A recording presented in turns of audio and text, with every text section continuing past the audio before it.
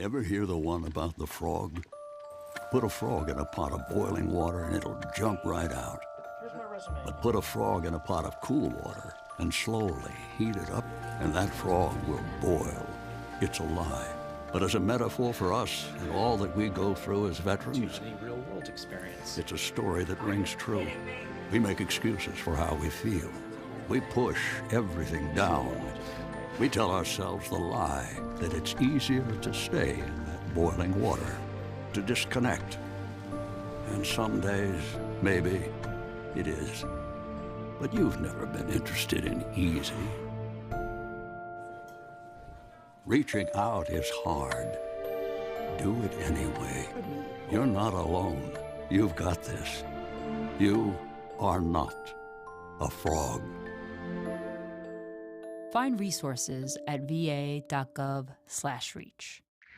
I'm Ryan Newman, and since I started with Indiana Donor Network and Driven to Save Lives, I found out that some people think that they can't be an organ donor. The truth is, anyone can sign up to be an organ donor. Anyone? Anyone? Are you sure? Yeah, I'm sure. Anyone can sign up to be an organ donor. So don't count yourself out because somebody's counting on you. Go to driventosavelives.org and sign up today.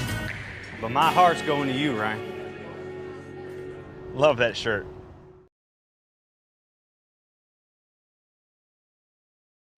What is up, everybody?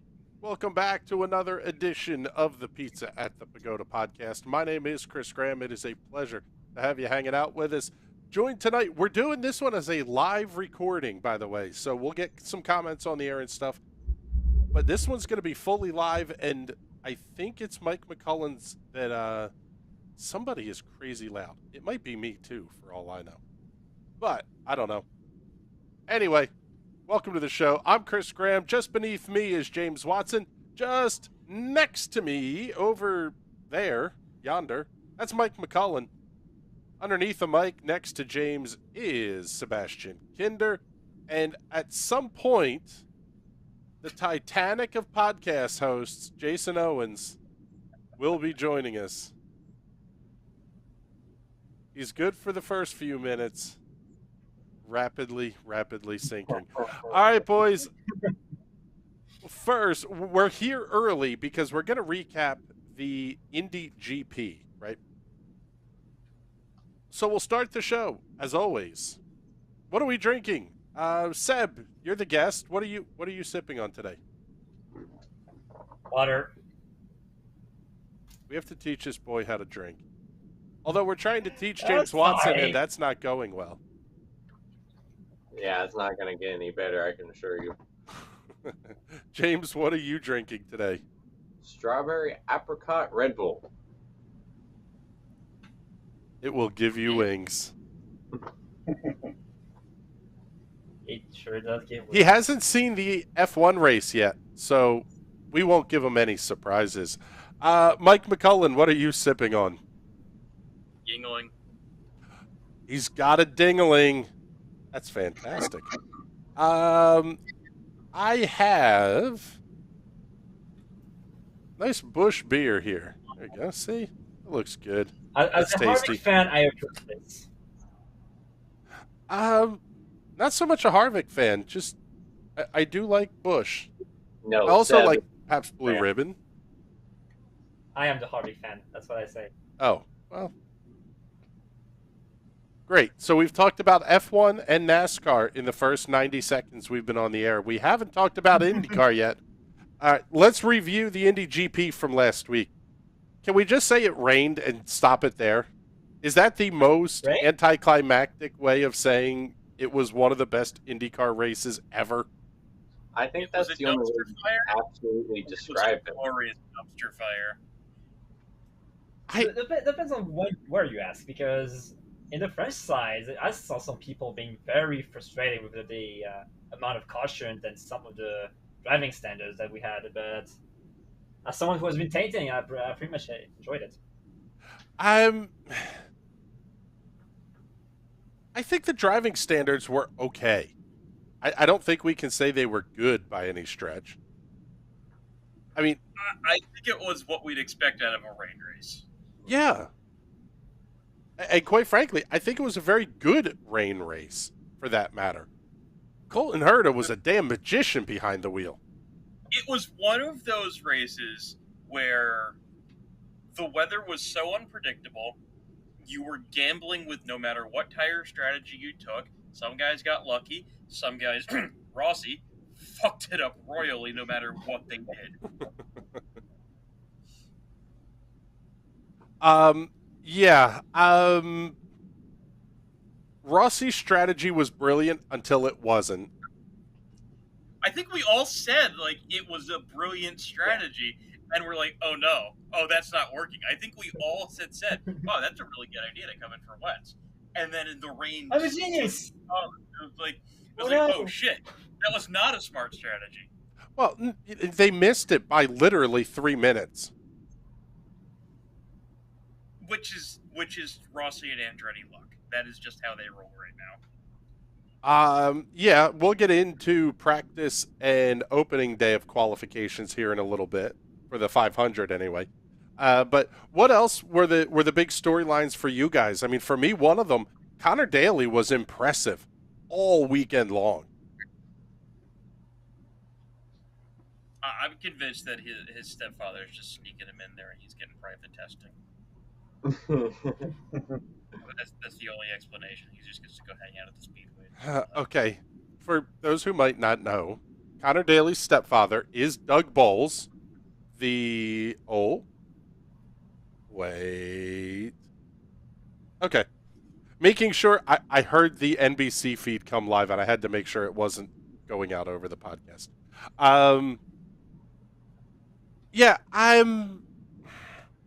So, Conor Daly's stepfather is Doug Bowles, president of the Indianapolis Motor Speedway. Conor's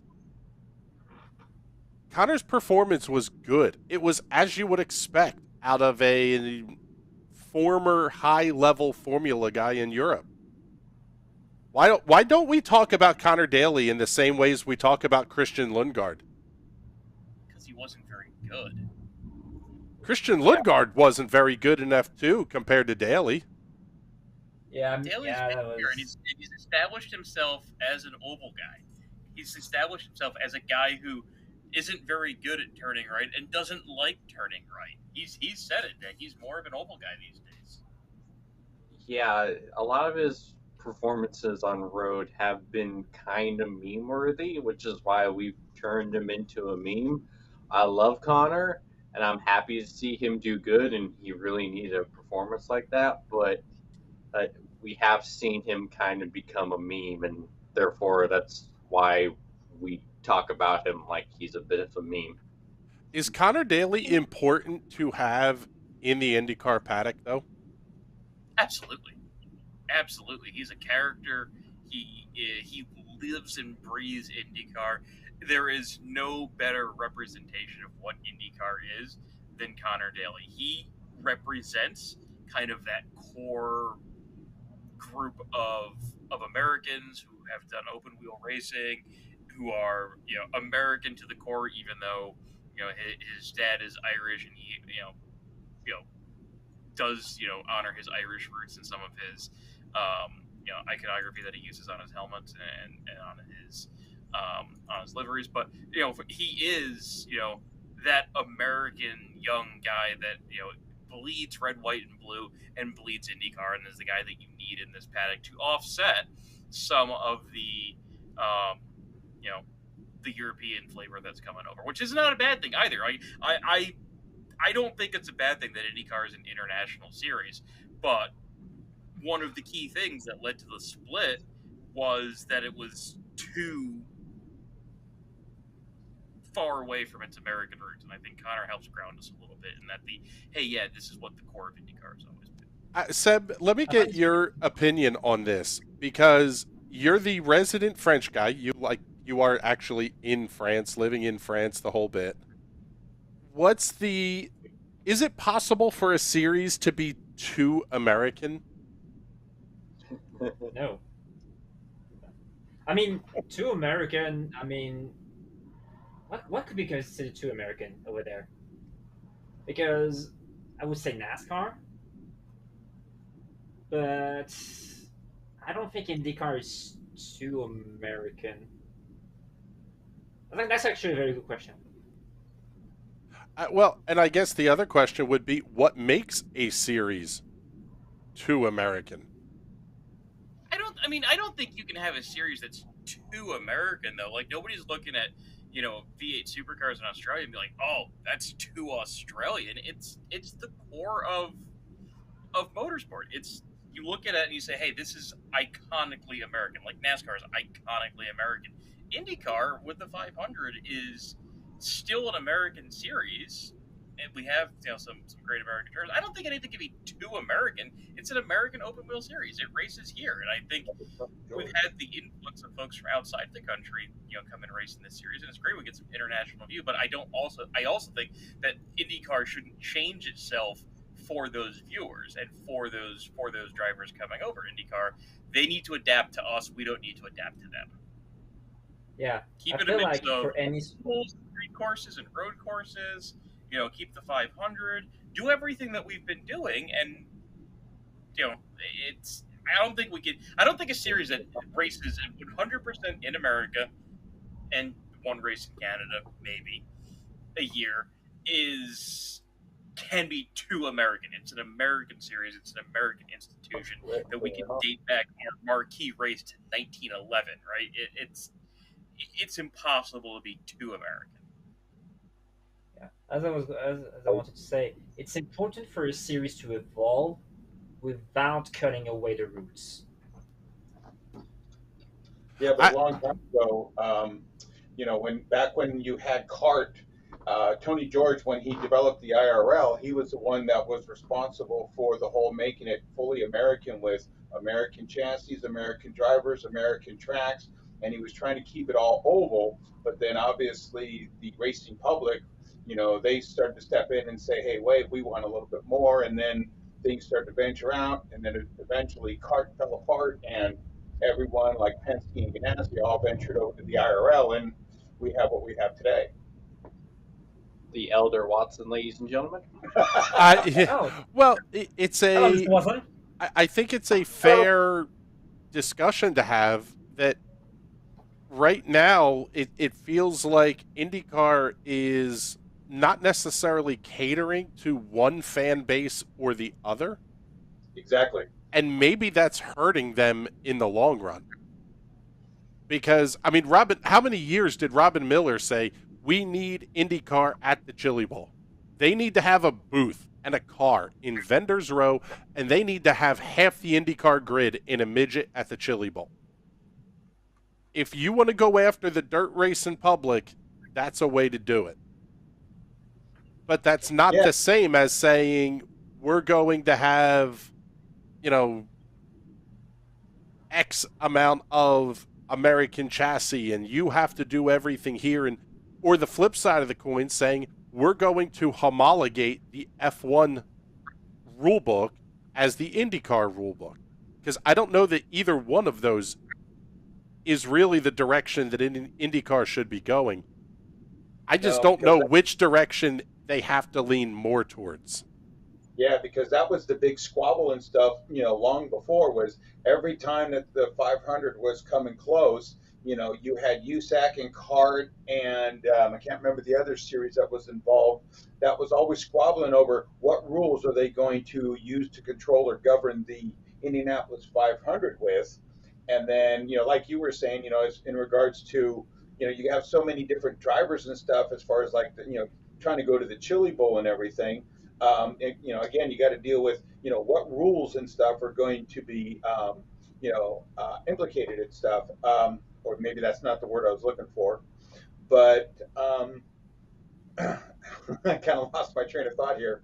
But yeah, it's like everyone squabbles over the rules. But yeah, who really wants to have an American open wheel series that governs off of the Formula One rule book and all that stuff? So, I kind of like how they ventured off, and you have, all the different flavors as far as, countries, drivers, backgrounds and everything else, whether it's asphalt, sports car, dirt, or something like that. It just makes it more exciting and creates a bigger fan base.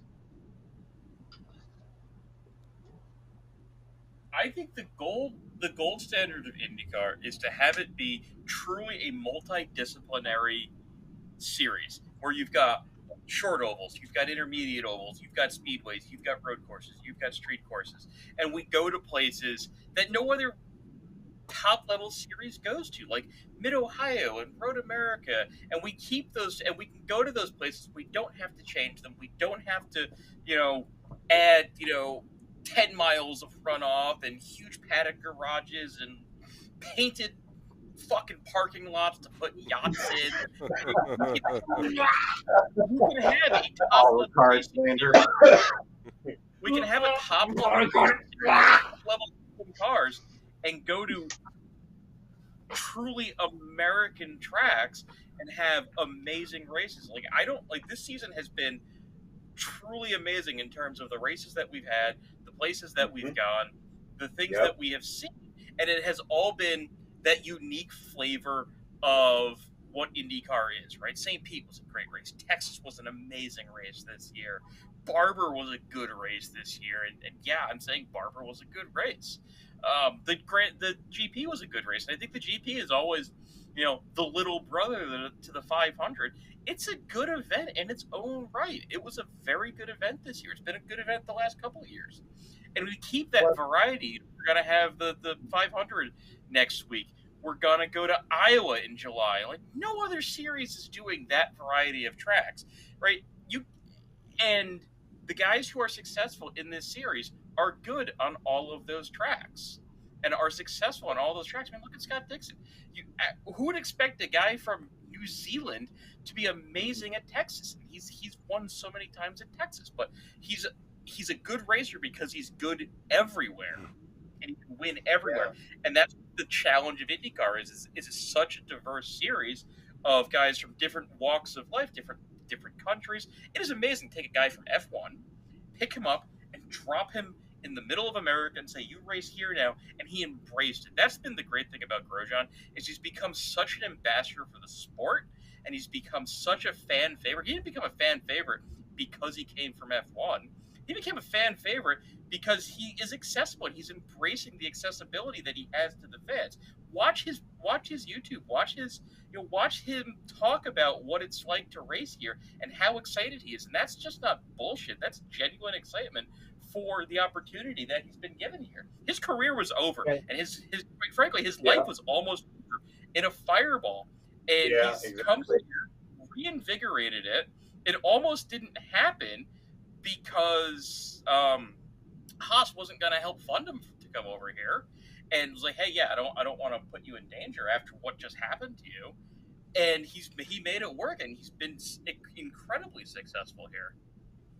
Well, one of the things I really like about changing IndyCar for the new viewers. If they don't like it, they can go back to watching the F1 parade every week. That's cool. That's fine. It's still there for them. But I don't think IndyCar should be changing for that new fan base. They should come over. They should see, hey, look at all the cool racing we have. Look at all the not bullshit rules we have. And enjoy the style of racing that we have. And I'm going to get off my soapbox. because actually, I call the races that they did was, what was it, Memphis? They built the street courses, Long Beach is Nashville. Nashville, excuse me.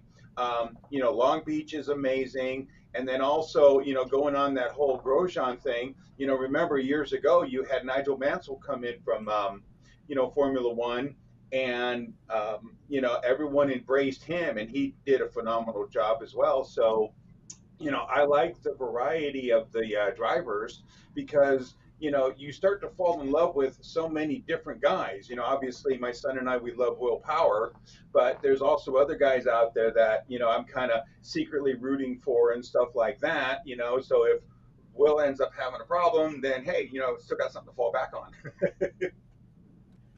That's something. Go ahead, Seb. Seb, you go ahead here. As I wanted to rebound, I'm actually one of the F1 kids who actually jumped from F1 to IndyCar because of Grosjean, and even well before because of Alonso when he tried the 500 back in 2017.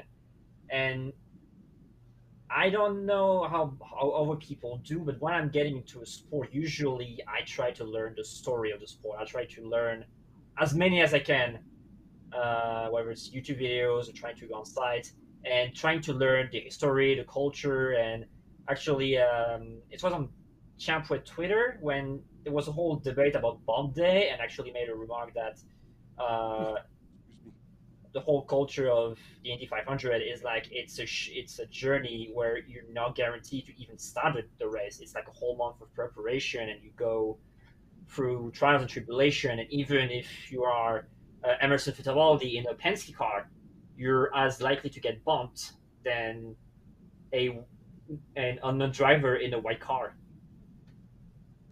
That's something that, and this is going to come up in the discussion of practice and qualifying. I think IndyCar's actually hit on something, and I don't think it was intentional, but the qualifying format that we are using now, people lost their minds about bump day. It sucks we don't have bump day, blah, blah, blah, blah. Mm-hmm. When you go back through the history of things and you look at the number of car entrants, there's only a handful of years where there were a lot of cars not going home. The number of years where we had 33, 34, 35, 36 cars, that's the vast majority of things. So the drama surrounded the guys who were slow. The cars that were barely going to stick it in the show. The new format where we're going to run everybody on Saturday, and then we're going to set the front row of the grid on Sunday. What you really have is you've inverted bump day. Yep. And instead of worrying about the guys that are 28th to 35th, you're now spending a large part of the day looking at the cars that are going to run from 9th to 15th. Because you don't have a shot at the pole if you don't make the fast 12. And I see Ben joining us here. So, Ben, I will bring you in just a second here.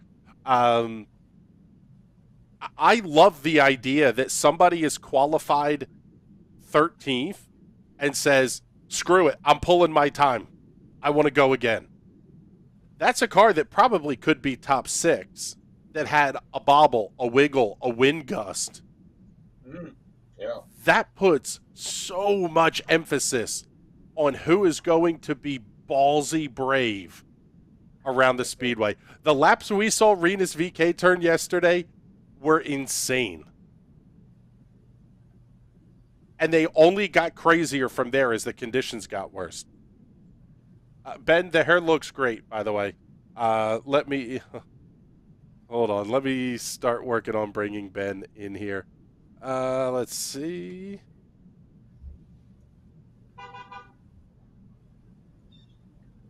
I don't know who's honking at us. Neighbors. There we go. We got Ben. There he is. Guten Tag. Turn the mic on here. Yes, there we go. We're close enough here anyway. Mr. Ben Carswell, everybody. Ben, we've recapped the Indy GP barely. We've talked about F1. We've talked about NASCAR. We're now talking about the qualifying format, and we still haven't finished the recap of the GP. So, you put the article up on nationalracingnetwork.com. What were the 5 takeaways from the GMR Grand Prix of Indianapolis? Off the top of my head? I wrote that thing on like Wednesday. He's an expert, people. I just remember all this stuff. Drink so much last night, you forgot about it? Okay, what was a takeaway? Well, the first one was the aero screen.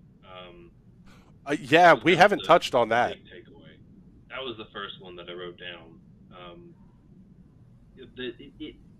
NBC sort of towed the line and really was very nice to IndyCar and the aero screen throughout the race. And the drivers were not as much in the post race. I think Daly said that he was looking out the sides. Yeah. And to be fair, it was pretty horrific weather. And I know that the oval section of the track has that sealant that kind of keeps the water sort of, on top of the track and makes it easier to spray up. But it seemed like an issue everywhere. So, I mean, it seemed to do its job. I don't know what you could have done about the massive rooster tails, if anything. Like, those were the sort of things that you get in F1 or any other sort of non-windscreen series. But it was the first test, and it went okay. It wasn't a complete disaster.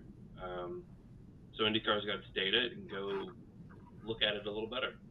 Because, it doesn't have to deal with this in ovals, thankfully. We now have Jason Owens with us, who's been day drinking since about 7 o'clock this morning. It's 9 o'clock, but not 7. Jesus. That was loud. My ears died. I could smell that from here. Let's try that again, Jason. It's 9 o'clock, not 7 o'clock. Jesus Christ, you're still Tiny better. Schlitz. All right, we're turning some audio level issues there. Yeah, slightly. That's better. We're experts. Jason got turned up, and now he got to turn it down. Yes. Wow. Good thing that didn't happen during the qualifying show. All right, so the arrows. Speaking of the arrow screen, I'm kind of torn on this one because it's been a topic of discussion all week. Santino Ferrucci's limo tint on his arrow screen. I hate it. It is badass. I'll be the first to say I hate it. Okay, Mike hates it. Seb, what do you think? I haven't seen it, actually. Oh, that's disappointing.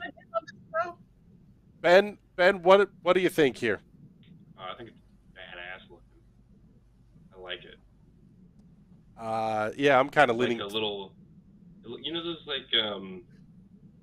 like Matchbox or Hot Wheels race cars with like the black windscreens.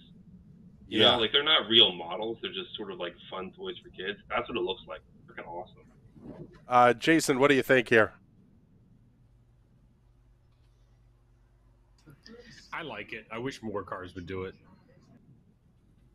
I think it's fair. James? I liked it. It gave me Need for Speed, Most Wanted, Need for Speed Carbon vibes. Because it was Santino, I feel contractually obligated to hate it. I thought you were going to say it gave you like Top Gun vibes. The fact that only Santino's doing it means that there's something wrong with it. Well, he described it as between a light smoke and a dark smoke. I guess visor tint lingo there, but yeah, from his perspective, it's not really that dark. No, it's the way the light reflects and the way the cameras pick it up. It's not that dark, and as it was discussed during the broadcast, it's actually done so that he can wear a clear visor. So he can see inside the cockpit better. Oh, smart. And when you think about that, you go, "Ooh, wait a minute. They could actually be onto something here." He said, too, that it reflects heat, keeps the heat out of there. So, correct. I mean, if it works well for him, I wouldn't be shocked to see other drivers adopting it. Well, you would think they would have. They've seen it for a week now. Well, I think people are do going we to see think what it that looks like in the race. Yeah, that too. But do we think that some of them might be using like a clear ceramic tint on the aero screen? So they're getting the infrared heat reflective performance without the color darkening. I would say that's probably pretty likely. Just knowing the way IndyCar teams work, they're not dumb by any stretch of the imagination. So someone's got to have figured it out by now. I just, it seems to me like there would be some sort of, there's a reason that nobody else is doing it.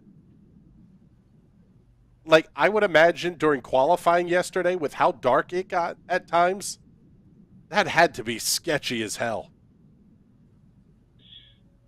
If you're running a tinted visor, you probably just have it as tear-offs. So if it gets dark, you can just pull the tear off and the tint is gone off the visor. There's no way of pulling that tint if you're Ferrucci. So he was running basically in the dark yesterday with a thick tint It's funny you mention that, Chris, because I was, when Jimmy ran his second run earlier, he had a bunch of tear-offs on his visor. And I was like, why does he have tear-offs in the cockpit behind the aero screen? But that might actually be the reason why you have tinted tear-offs on your visor. Correct. If you need to go clear if it gets too dark.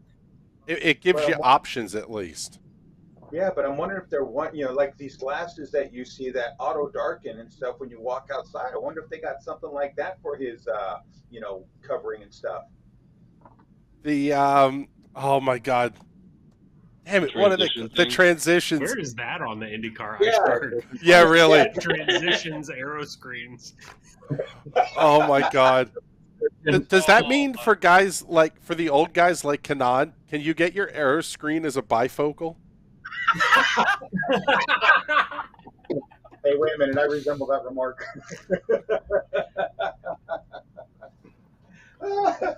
You know who the nerd was growing up when their aero screen's a trifocal? I never knew anyone cool who had transitions. It was always the weird kids. Yeah, that's true, huh? Yep. It's always the weird kids. I've never been. Yeah, the same kids that had the transitions were the ones that grew up and got the 43-year-old ear piercing. Yes. You mean just the plastic stud? On wheels too. It's not even like, gold or something like silver like that. It's just a plastic stud sticking in the ear. Is that what kind of piercings you have, Ben? Is that how? You know what? Maybe I considered a piercing, but I don't know. Is that how Verstappen is getting around the jewelry rule? Is that his nipple piercings are plastic? That's not a thought I want to think about. Thank you very much. We haven't even been drinking it that heavily yet, and we're already. We need somebody. Somebody needs to keep track of this show and how we get from point A to point B. They really do. Did I miss? What are we drinking, by the way? Yeah. Oh, yes. For our two late arrivals here, Ben, what are you drinking? I have a this is I threw the can away, but it's a Virginia company. Mason jar? It is a mason jar, yeah. Virginia. It's a oatmeal stout with Out of a chocolate mason jar. and coffee That sounds flavoring. way too heavy to be drinking on pole day. Right? At least here it is. Yeah, it's 9 million. That's actually why I have a Busch, quite frankly. Because anything heavier would be too heavy. I don't have any water beer. I ran out of PBR. I ran out of my usual lager. This is all I have, apart from orange shots and vodka. And I can't start with vodka. But can't you turn water to wine, Ben?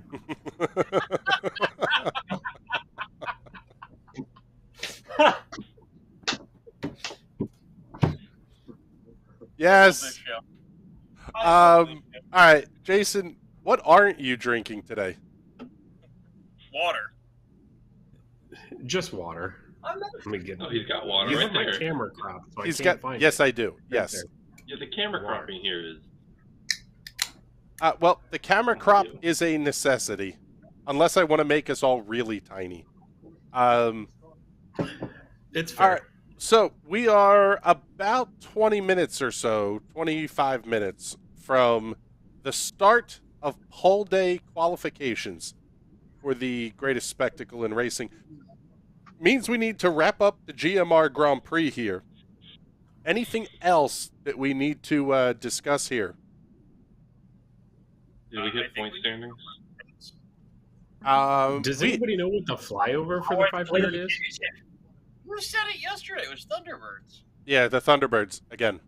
Oh yeah, even I said that. told and I us didn't that, remember Jason.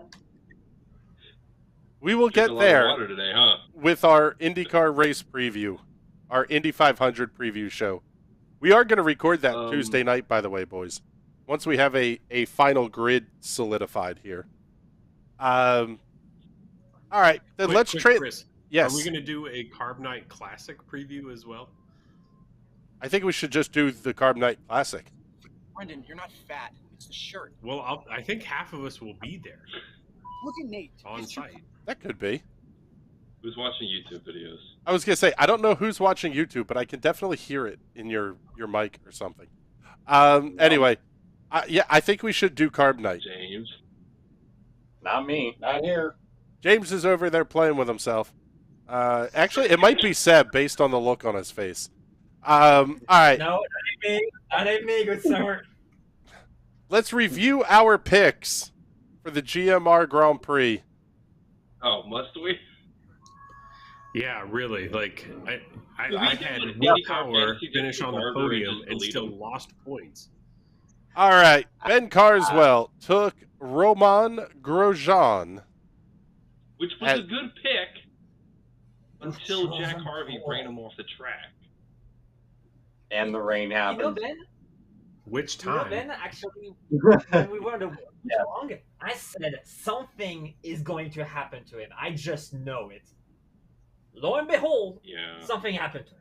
Yeah, and it's not at all think he- questionable that an RLL team member is the one who ran him off the track. Yeah, it's a little... So it was not a bad pick, but it didn't work out for you. James, unreal. The little bastard does it again. Race winner, Colton Herta.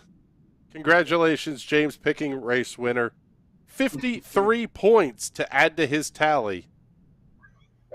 Jason thought he was going to be a dick, took Will Power.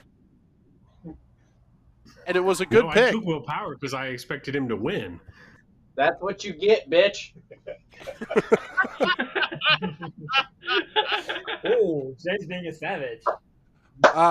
Yes. So, Jason Owens' pick of Will Power. He comes home on the podium, a good 36-point day. And then we get to the experts of the show. Mike Mclaughlin taking Scott McLaughlin. It was a good pick for a while. Looked good for a little bit until it wasn't. Yeah. Scotty Mack coming home 20th, earning 11 points. I took Joseph Newgarden. I beat you at least. Newgarden was running at the finish and ended up finishing behind Juan Pablo Montoya, who went out of the race with contact. A solid 5 points earned by Mr. Newgarden for me. We'll see if we can redeem ourselves, though, at least those of us at the bottom, with our picks for the Anchovy of the Week. Ben took Renus VK as his Anchovy of the Week. Renus coming home 23rd. That's not actually a terrible Anchovy pick, especially considering what we're going to talk about him, how we're going to talk about him momentarily. James took Graham Rahal. Graham Rahal finished 16th, last car on the lead lap. Kind of about what you would expect out of Graham Rahal. Not a good pick, but not a terrible one either. Jason took Colton Herta as his Anchovy of the Week. That is absolutely a -4 to Jason Owens. Well done, sir. That was impressive. But it also... Is that the race-winning pick of all time if he doesn't save it on lap 3 or whatever it was when he came out on slicks? It was so wet there in turn 1 when he came out. Like I hardly remember hopping in and out of the call last week. All that But water it was, right? yeah, lots of water. We were well Very hydrated.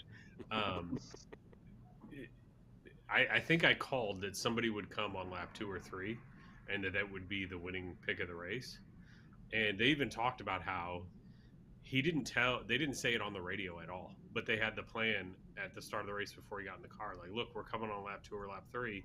I'm just going to come. And that ended up being the winning move of the race. Like, he still had to hang on to it. And it's a good thing he only had 900 degrees of rotation in his steering wheel and not 1080, because then he definitely would have spun out. But it worked. I mean, power to him. Yeah, a great call, and ultimately that's kind of what got him a great finish. Mike Mclaughlin picking Jack Harvey as his anchovy of the week.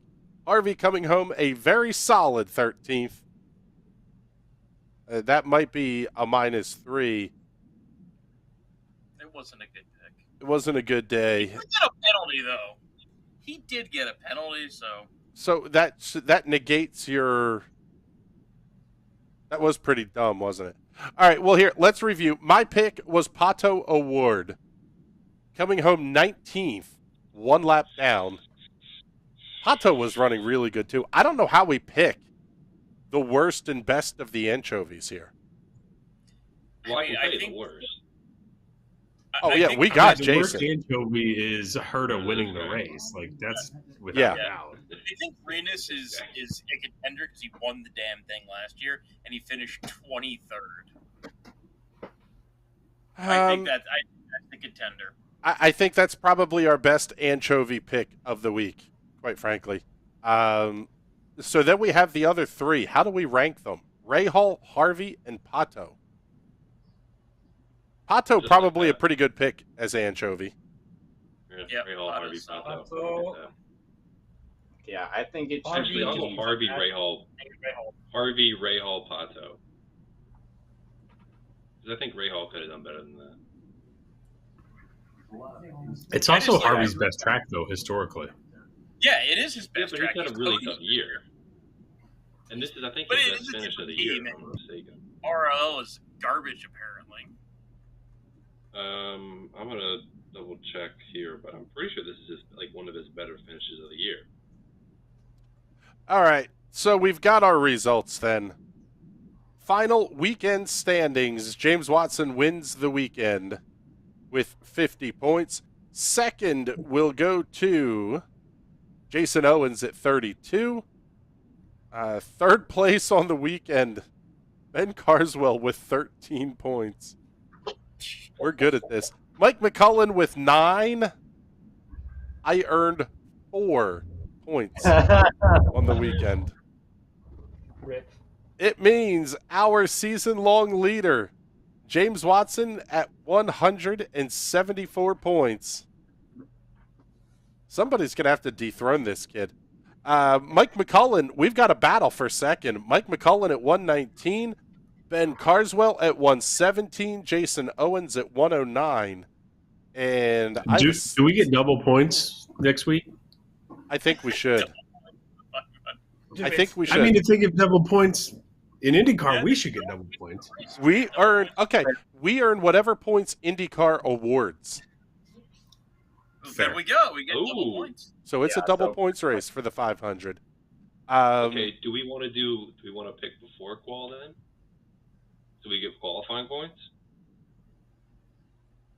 Should we do very quick pepperonis and anchovies for the Fast 12? 13 minutes. Let's do it. I think it's a great idea. All right. Hold on. I got to get the spreadsheet ready. Because there's no way my brain can do this. Specifically qualifying? Fast 12. Picks? Fast 12 today. Let's do it. And what do we say? We'll go... I'm trying to think least how we points do to this. most points. Yeah. Reverse order. Right. Zero Your for the anchovy worst, will count whatever as makes negative. sense. So we'll do it 12 points for first. Back to 1 point for... Yeah. Let's 12th. do it normal. If your guy doesn't, the driver you pick qualifies 11th or 12th, no points. Because they don't get any points in real life. Okay, so do it what? Like 5, 4, 3, 2, 1? Qualifying points. I don't mind 5, 4. Well, the pole sitter gets 12 points, right? Yeah, I think it's. No, it was 10 to 1 or 9 to 0 or something like that. Right? Top 10 down. Okay, yeah. Yes, okay, so let's do that. Whatever points IndyCar awards for qualifying, otherwise we'll go 5, 4, 3, 2, 1. And then your anchovy will be negative. So highest qualifying anchovy is the worst pick. That'll be -5. Worst qualifying, or 4, I should say. And the worst qualifying anchovy will be 0. You got it right. That's easy enough. All right, then our picks for the poll. Sorry. Our picks for the poll for the Indianapolis 500. My God, we are a fucking dumpster fire. You're amazing. All right. Let's see. We will pick in reverse order of the point standings. I am almost as many points back as I have earned all season. I've earned 88. I am 86 points back of James Watson for the lead. I am picking Renus VK to be the pole sitter for the Indianapolis. I thought you were going to say anchovy. Indianapolis 500. Well, no, because then we're going to pick who's 12th. Got it. All right, so next to pick will be Jason Owens. So Maverick, named after his actual AKC name is Maverick Ghost Rider Owens. Of course it is. Says that we're going to take Ed Carpenter. I should have typed that in already. Full homer on the pick there. Mike Mclaughlin, you are next. No, sorry, Ben. Oh. Ben is next. Do you need me to pick, or do you know exactly who I'm going to pick? Oh, my God. He's going Jimmy Johnson for the poll. Jimmy Johnson! He's going full Jim Jam. Never go full I Jim almost Jam. stole that one. Dang it! I was going to take that if someone took, well, the person that I want to choose. Mike, who are you taking? He's more likely to finish 12th. The smug look on Mike McCullen's face says he's going to take Will Power here. No, I'm saying Scott Dixon. I'm not going to take Will Power. I don't think Will Power's going to. After Dixon for his fifth practice or this sixth? morning? Fifth, right? Fifth. I'm going with Dixon. He was quick in practice this morning. It was impressive. I'm feeling good. That was a berserk lap. So, James, you are taking Will Power? Yes. All right. We left the door open. We can kick nobody but ourselves if James earns the points here. All right. It's time for the anchovies then. Oh, man. This one's actually tough. Who do you pick to be last in qualifying? It's a 4-letter word. Is 100% going to bin it on their second or third lap. You keep it up it too.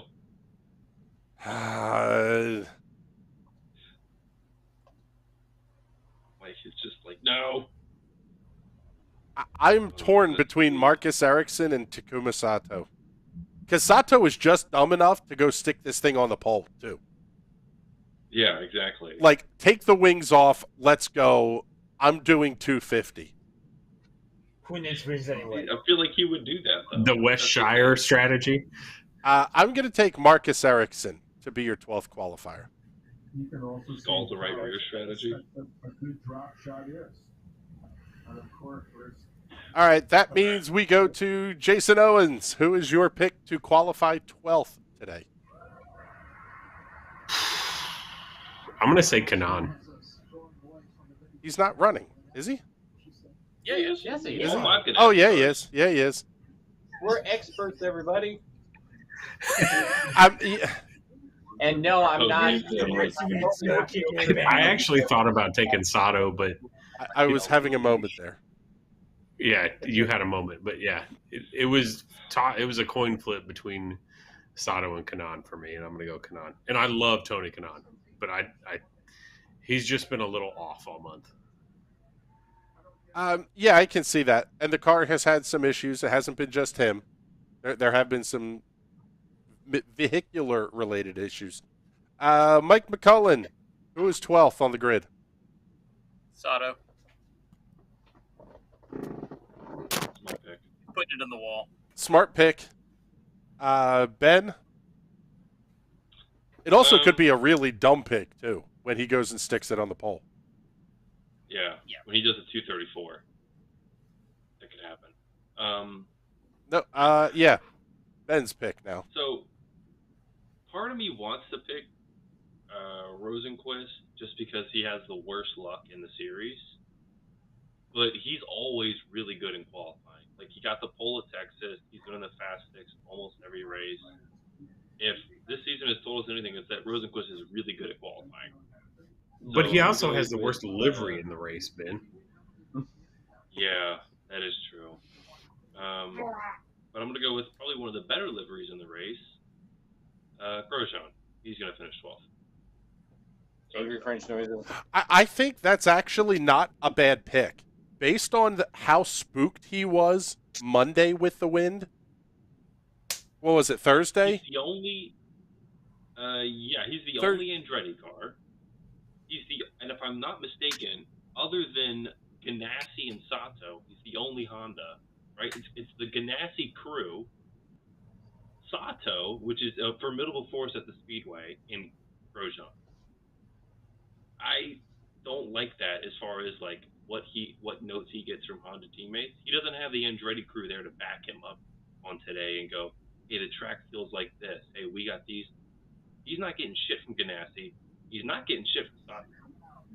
And he almost put it in the wall a handful of times Thursday and Friday combined. Like, there were some super sketchy turns from him. If you look at this field right here, I know that Johnson and Grosjean are the rookies, but let's be realistic here. When it comes to going at the edge on an oval, Jimmy Johnson has a lot more experience. I don't care that it's in a stock car. When it comes to going this fast, multiple times on Peacock, man. On the edge, yeah. Well, that's because he's one of the greatest NASCAR driver of all time. But let's not get ahead of ourselves. No, second, maybe third. But they said that he has more 500-mile races completed at race distance than the rest of the field has combined in their driving careers on ovals. He might have more laps at Indy than unless I think it's Kanaan, Castro Neves, Dixon, Ed, and then I don't know who else has more laps at Indy. The problem is those laps are not comparable in any way, shape, or form. They're not. No, they're not. But I think he's a lot more comfortable going in rectangles and circles and D-shaped ovals and doing that than Grosjean is. I think Grosjean, if you look at all the other names, they've done this before. They've been here. They get it. He's the only one. Right. He has the A license on rectangle, and the D license. Grosjean only has his rookie rectangle license. That's a deep connection. Oh my God. Grosjean just got into ARCA. All right, James, you've got time to make your pick here. It is time for you to make your pick, I should say. 3 minutes, no pressure. Did anyone take Ericsson? Yes, I did. Okay. Good thing I have all that time. Wait, it took you that long to think about one driver? You couldn't come up with plan B? James, do you want to hear a list of who's available?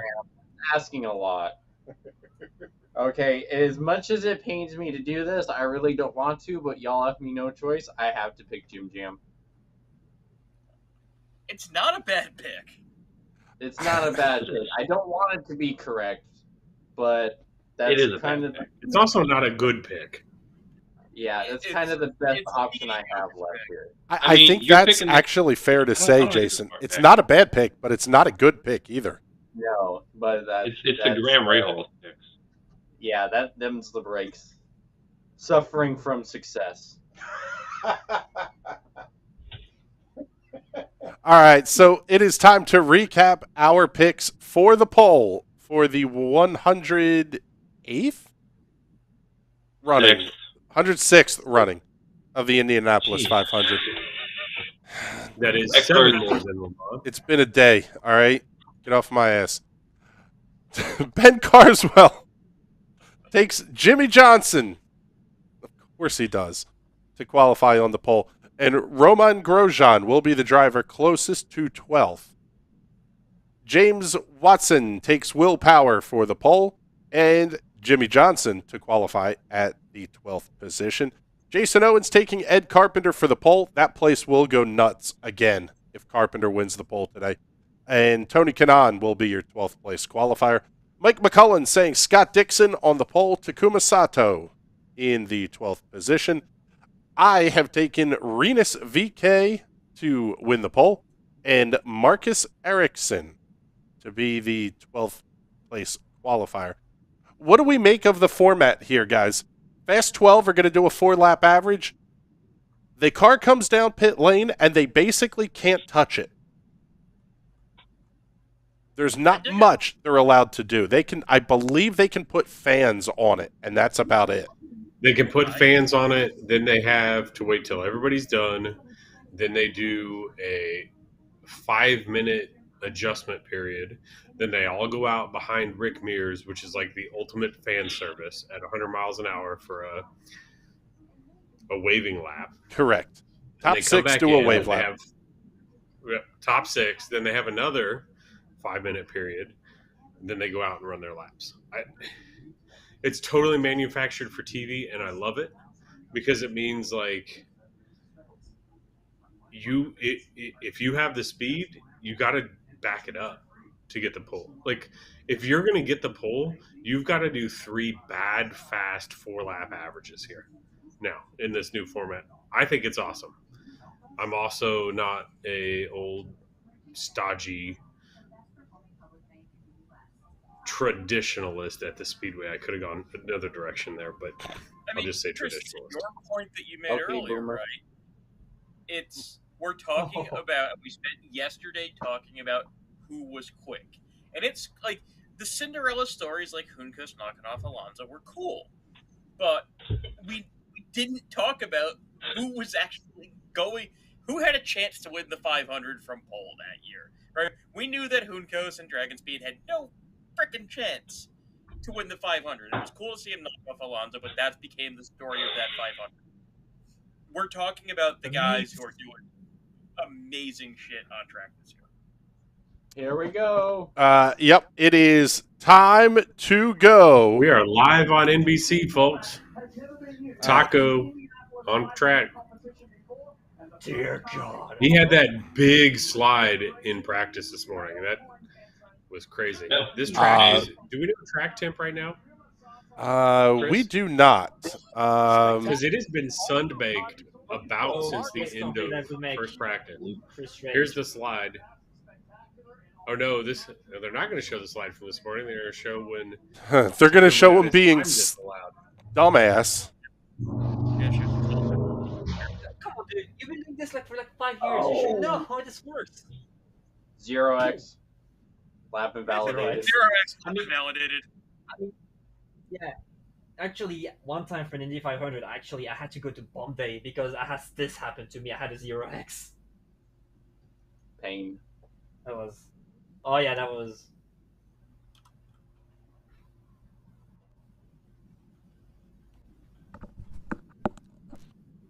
All right, so let's see here. We're just getting the timing and scoring graphics updated here for getting our graphics up here so we can review the rest of the field here. All right, Sato, I'm going to need you to be super slow. All right. Let's take a look here, guys. Row number 11. No time on the outside of row 11 will be Stefan Wilson out of Sheffield, England for the Dragonfield Cusick Motorsports team. I'm bummed they couldn't get that engine changed properly in time. I thought he could have been way further up the field. I tell you what, it was a pretty dumb mistake too, quite frankly. They got second and third gear flipped in the gearbox. So he went from second to third, and it was basically a money shift. Pretty dumb. Jack Harvey. Which is crazy. Yeah. Jack Harvey out of Bassingham, England, will be the middle of row number 11. 226.851, the lap time of record for Jack Harvey. Wow. With the Sunbig track, 240 into one big. Yeah, let's take a look here. Let's do this. We'll bring up the graphics and we'll show you Sato. Out lap at 213, lap 1 at 232.165, lap 2, 231.764. He's slowing. This is way slower than it was. Well, I mean, the sun's been baking the track for the last 2 hours. So, what was Dixon's first lap that he did? 2:34.3. Not a lot of fall off between 2 and 3 here. The Speedway, I think it's 3 o'clock. I do like that your graphics are about a whole lap ahead of the NBC broadcast, Chris. Well, we are pulling raw data feeds here from IndyCar. So this is 2:31.7. Man, I was kind of hoping we were going to see those crazy times. I think you're going to see them, especially when we get to the Fast Six. Chippy's in the middle. Man, that's a good crowd there, too, through E-Stand. E-Penthouse looks full. That's a great crowd for today. There's not a lot of fall off on those last 3 laps. That's pretty good. Yep. Yeah, the feed is about almost half a lap ahead here. Yeah. Our graphics, I should say. Now, something that I like about IndyCar. The tires are decent and they are not bullshit like in F1. I can't stand how Pirelli's each time they're just like no logic whatsoever. Oh, they broke up the suits today. All right. Wow. Oh. Hinch is yikes. Plaid. Plaid and then the striped tie? Who is dressing that? You guys must be on broadcast, and because I'm on YouTube TV, I'm an extra 15 seconds behind. Yes, I can. Here, Jason, we can give you. I'm on the Peacock app. Oh yeah, right. There you go. We'll show you the. I'll probably switch to Peacock. Alrighty, Will. All right, James, hold your breath. James is in Now these guys are going out in reverse order of when they qualified here. VK goes last.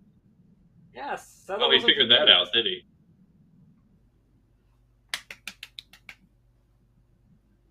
Live heart rate. All right, I went from the YouTube TV app to the Peacock app, and the Peacock app is 30 seconds ahead of the YouTube TV app. Technology. If you open YouTube on 2 different devices, like your phone and the TV or computer, they'll be at different times. It's guaranteed to be 10 to 15 seconds difference in where the stream's very irritating. Or live. All right, where is he here? On the track? No shit. I guess. Hey, how about power in the Riley Children's Hospital car here this week? How cool is that? It's awesome. He thinks he's you. It's just Jason Owens impersonation. Yeah, he's not because. Oh man! Oh wow! Willpower wishes he could be me. My health. Yes. Yeah, I mean, I think he reminded what happened last year at Bomb Day. Just like, let's do it again. That's so fun. 2:31.9. Oh, he was on the limiter. getting into 3. You could hear it pop real quick. Yeah, that's not good. Where's the IndyCar app?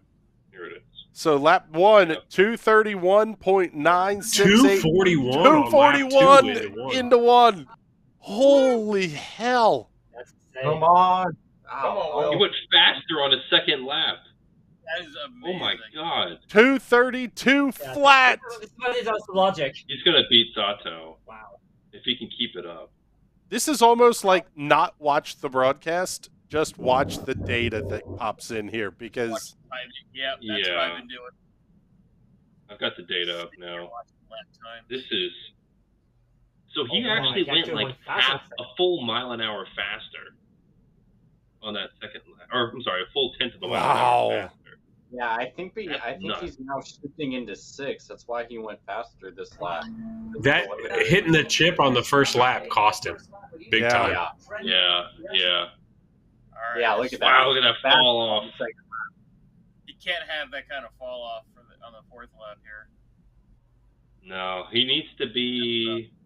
He's at 231.8. Sato got a 231.6, so he needs to be somewhere above a 231.4. Something they were talking about during the practice broadcasts, I guess it was Friday, was that they do have an engine map in the high boost settings that is basically party mode. Oh! Ooh, that was close again. Whoa! He's getting every bit of it, man. He had to get out of it. He had to get out of that lap. 230.5 for the fourth lap. He didn't lift, though. Fourth lap for Will Power, 230.5. Who picked Powers there? 231.534.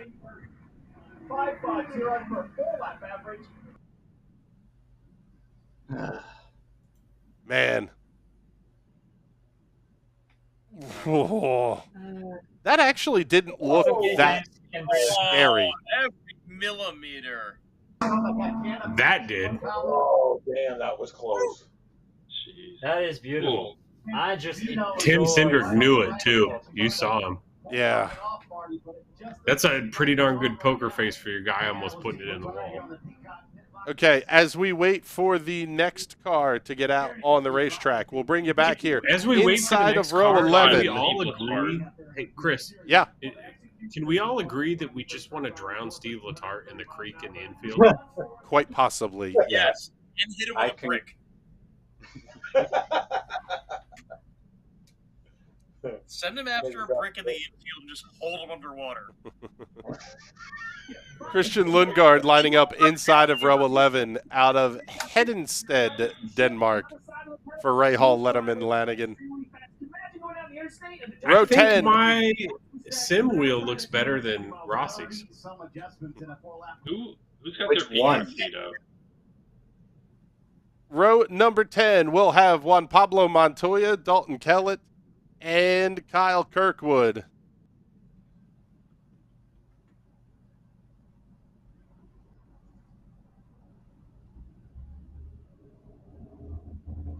That is kind of comical. Letarte with a piece of useless information that is moderately worth having, though. Is it? Ooh, that's a wow. That's a fast one. 235 through the through turn 1. Insane. That Look is at that left one 238 into turn 3. What the fuck is he? Holy hell. That's pretty darn good into a headwind. Do we have to get the Emma shot? Yes, we do. They're contractually obligated to. Oh my god.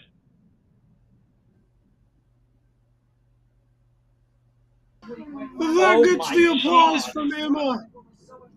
Throw it in the dumpster. What in the name of... He had a little oppo there. How did he... That's the same time. It's the same time. No, it is very close. 233.898. It's functionally the same time. Jesus fucking Christ.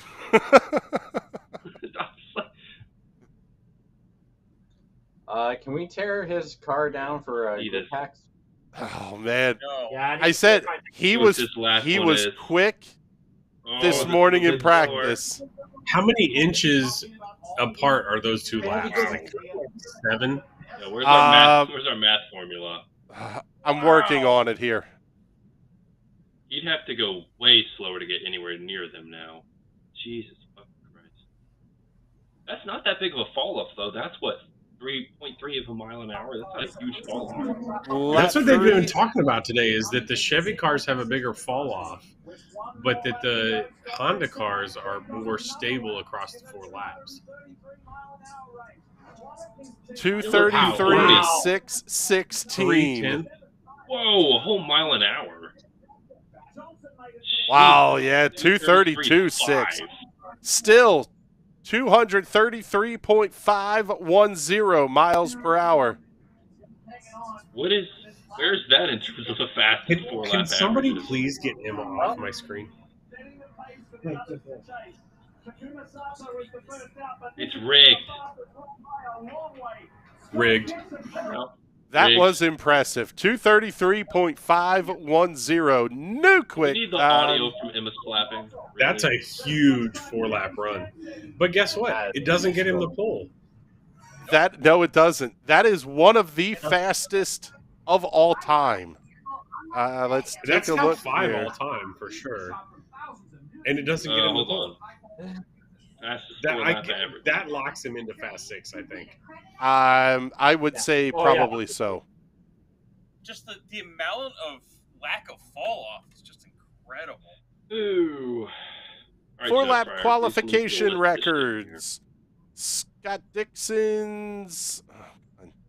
How about 2:33.5 is the 3rd fastest all-time 4-lap average. 0.2 of a mile an hour behind Scott Brayton's from 1996. They will not be anywhere close to Arie Luyendyk's all-time track record. If I were Jay Fry, I would be going to the Honda and the Chevy engineers saying, here's the password. I'm giving you an extra 10 PSI boost. Fast 6, we're giving you an extra 10 PSI boost. Go get it. And there'll be engine parts Here everywhere. comes Grosjean. Perfect. Qualifying records. Here we go. 4-lap qualification. There we go. Page 169 of the media guide. Thank you, Mike. Oh, is it in the media guide? Yes, it's in the media guide. Grosjean with the fastest warm-up speed. Meanwhile, That really set the tone for VK's run yesterday. Was a wildly epic outlap. 33.27 for Grosjean. That didn't look like that was on any amount of sketchiness. That looked so smooth, like it was on rails. Yeah, his car looked good. He just flat looked good.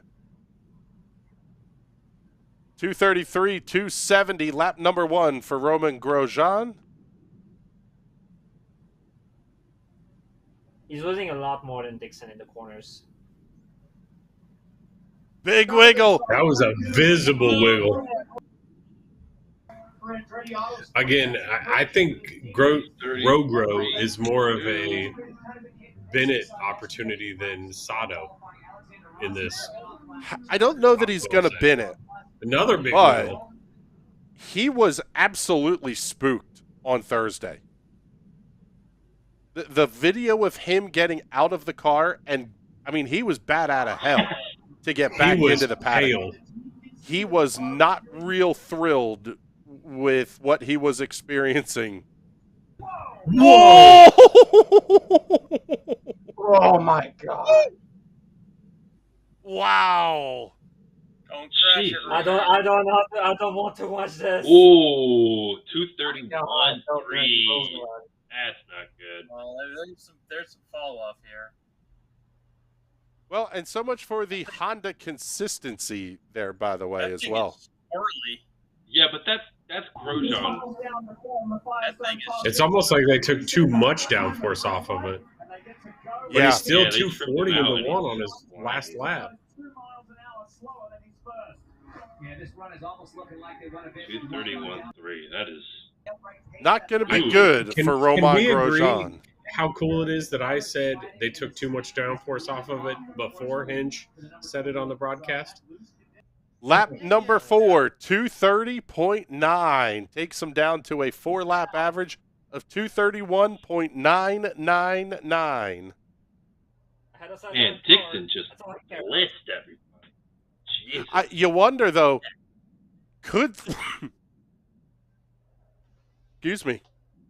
Could the difference between 6th and 7th be 1/10,000th of a mile an hour? I hope Is so. 232 going to be the number to make the Fast 6? I think we're gonna get to that point where like Wow, he was DK and four-wheel Dixon drifting. are like a mile an hour faster than everybody else, and then everyone else is packed into like 0.2 of a mile an hour. Like 3 through, or I don't know, 5 through 7 or 9 are going to be within like 232.1 to 231.9. By the way, Forged Dreams Media saying hello. What's up? Hope you are doing well. Thank you. We got actually a decent number of viewers here on the YouTube. With the next car rolling out, Here we'll goes finish Ericsson. row number 10 here. Montoya on the outside, Dalton Kellett in the middle, Kyle Kirkwood inside of row number 10. Is there anybody Can that... y'all appreciate how good of a car name the Chocolate Chip Ganassi car is? Pretty brutal. Wait, we're getting it from? I think No. Jason, maybe. We just got to watch where we're getting background audio feed from. I'll turn it down. DRM. Oh, is it? See, you're not Ben's doing fault. the brilliant strategy. I have these. See, this is y'all in this ear, and I got the broadcast in this ear. I have the Smart, right? because NBC doesn't say anything worthwhile, anyways. I wouldn't go that far. All right, warm up is done. Are you telling me I can go look at his telemetry? Oh, sweet.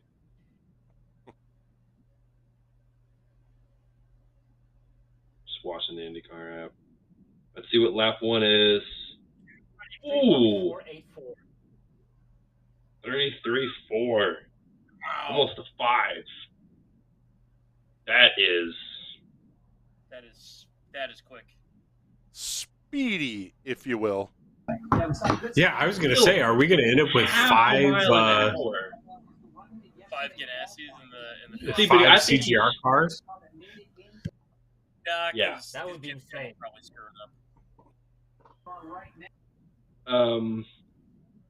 I don't know if he's starting high enough to stay in the 33s. I think the fallout might bring him down to 32.9 maybe. Yeah, but he's still going to be faster than Grosjean, which puts him ahead of 3 cars already. Whoa. That is a big fall off. Somebody's going to lose it today, right? Like, the way these guys are on edge, they're on the knife's edge. It looks I have This is faith. not a good second lap from him. I mean, 32.6. Yeah, that's almost a full out lap. Wow. See, How look at about that. lap Lap 3 three, just coming get- back, though? 233, 269. Nice. What the hell? I don't know what bar adjustment he made, but the rest of CGR makes it. I honestly, I think the number is going to be 232 to make the Fast 6. Yeah, I think Grosjean's right on the... I think Grosjean's right at the bubble.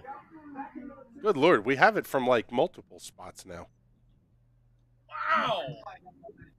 Lap 4, 2:33.266. That is incredible. Wow. Great recovery That's a for great Marcus fourth Ericsson. lap. Do we think that was a strategy? Go No. easy on lap 2 and then level off 3 and 4? No, absolutely not. But all right, so let's. Where's see what down the Ed does. iceberg? I'm really excited to see what Ed does and see if these Ganassis are just kind of what are middle of the pack, because Ed is always quick. I don't know if I like Ed. Yeah, if Ed's not faster than Grosjean here, I will be surprised. I imagine he will be. I don't know if he's. All right, guys. Row number 9. Is this Assassin's Row? It's a dangerous road, dude. Outside, 4-time champion of the Indianapolis 500, Helio Castroneves. Middle of row 9, Scott Mclaughlin, who's just fast. And the yellow submarine looks spectacular. And inside of row 9, Colton Herta. By the way, the slowest driver this row at 230 miles an hour. We're talking thousandths of a mile an hour separating row 9 from row 7. And it's going to be the fastest field ever, right? Easily the fastest field ever.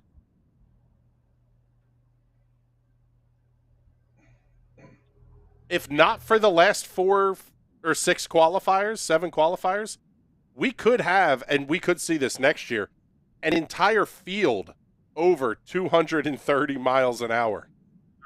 This is going to be fantastic. I am so glad that I'm going. I think this is going to be a great year. Again, please give us the tiny little bit of boost.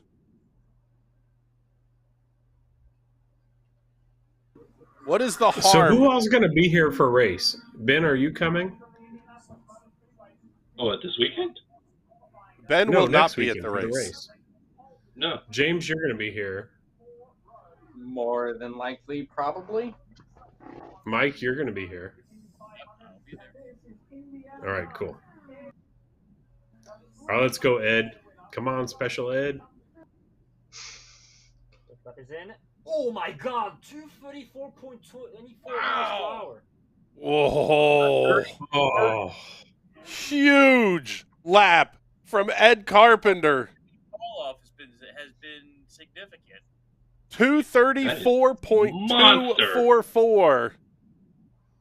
Oh my God! Insane.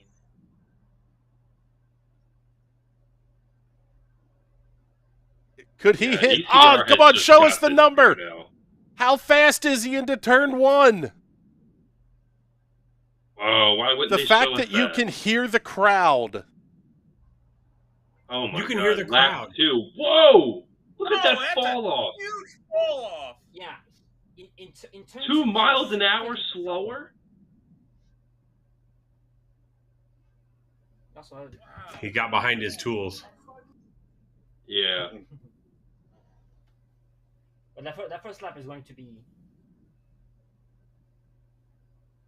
232.499 is lap 2 for Ed Carpenter.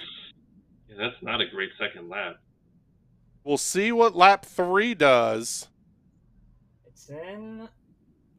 233.54. Huge drop off. 233.5. He's doing the Ericsson strategy.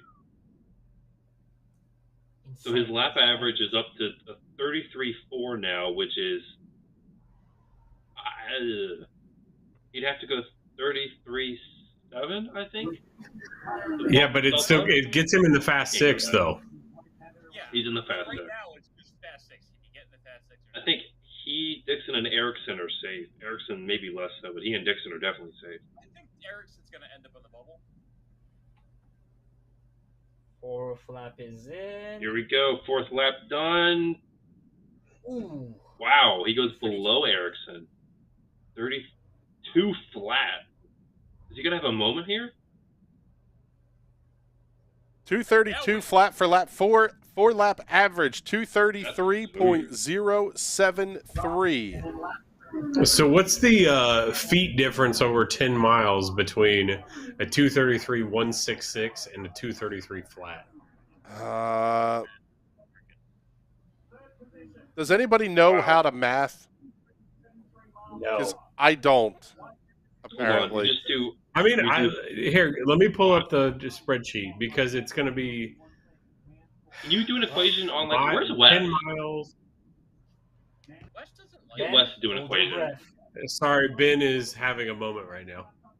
Yeah, he's having a moment All right. because Jimmy Jam is in. I'm close to muting you guys and just watching this. I do like that Seb just called your favorite driver a sandwich there, Ben. What? Oh, yeah. What did I say? You said Jimmy Jam. You just called him Jimmy John. No, I said Jimmy Jam. Yeah, Jimmy Jams.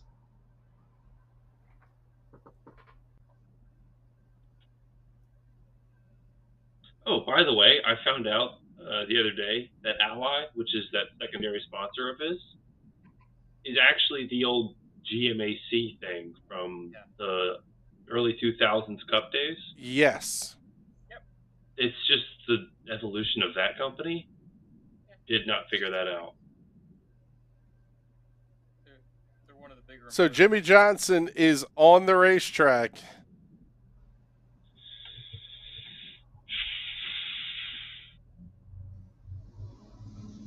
Warm-up lap is fast. That is a quick warm-up lap. The warm-up lap is the slowest of the lot. At 40.7177. Actually, it's like 2 miles per hour faster. It's faster than Ed's. The lap time for Jimmy Johnson is 1.7 seconds slower on the warm-up lap. Ooh, what was that? Oh, buddy. That's not good. Did he hit it? No, he didn't hit. That was lap 1 is 2:29. That was not good. Who took Jimmy? Is that Watson again? Yeah. That was Watson. Getting the call right. Dickhead.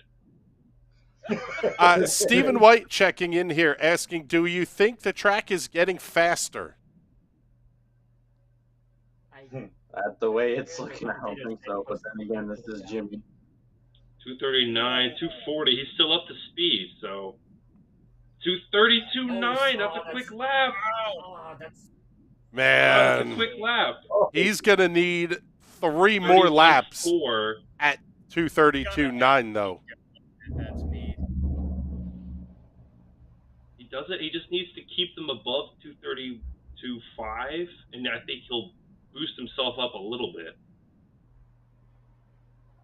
Damn, And keep him out of the wall. it's tough because he screwed it on the biggest part of the lap. That's where you have the most speed, and that's where he got. Oh, little twitchy again. Oh, he's nervous. 31.9. He's up to, what is he now? 2:31.5. He's going to make the fast power. 6. Slowly. I don't think it stays though. I don't think He's he makes only. it fast. Oh, he lifted. I think he lifted into 3 there, it sounded like. Not with some of the heavy hitters still to come here. yeah, he's lifting. Like on the Indycar app, I can see sometimes he's lifting. Like he just like third. See what lap number 4 is going to look like here for Jimmy Johnson. Come on, Jim. Wow, that was a big twitch. That just looks so He's nice. trimmed. That is not good. Yeah, It looks he's like out. they trimmed out too much. Yeah. Lap number 4, 2:30.368. 4 lap average, 2:31.264. That Yeah, I will think put they him trimmed it too 7th much. of 7. That was So Jimmy Johnson is the first driver we know will not make the Firestone Fast 6. I'm sad actually right now. Yeah, I mean, didn't want my pick that's to be fine. correct. I think he's gonna race really well though next Sunday. Like he's got so much experience around this track. Oh! That was an incredible save that he didn't lose that there. Whoa. That was a ton of oppo. Yeah, if He striped it. He striped the asphalt. He did. Do you see Grosjean's face there? Oh, I think I know what he said. He said, "Holy crap!" in French. Yes. That was I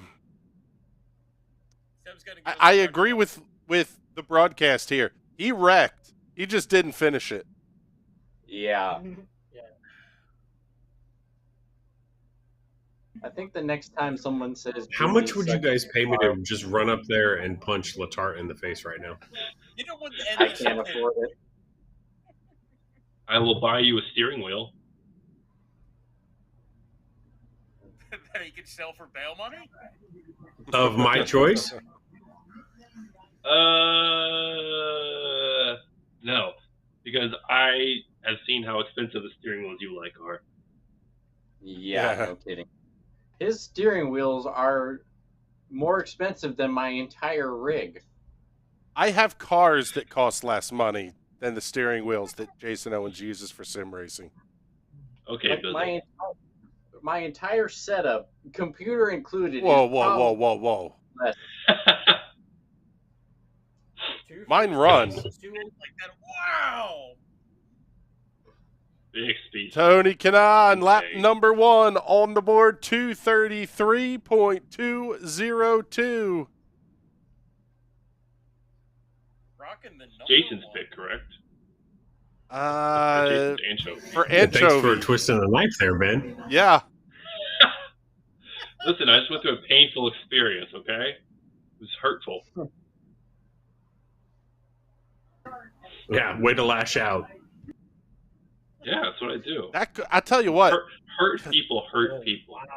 Kanaan's car looks so much more stable than Johnson's does.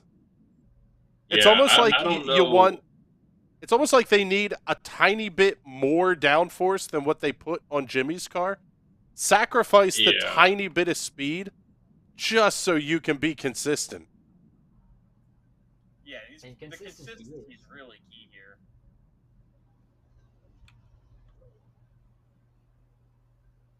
Can I just say how nice the red rims look with that paint scheme? That is just. Oh, they look awesome. Oh, man, that's a fast third lap, too. That is a well put together paint scheme here.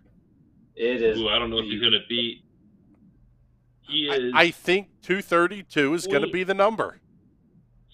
He is 0.005 of a mile an hour faster than Carpenter right now. I don't know about this. My top fast 6 is going to be insane with how fast I don't know if this he guy can get him. Let's see if he gets him. Yeah, unless he's not going to get him. He's going to be 4th. Nope, 4th. Wow, that was such a consistent attempt. Yeah, 33.2, 33.17, 32.85, 32.85. Yep. 32.86, sorry.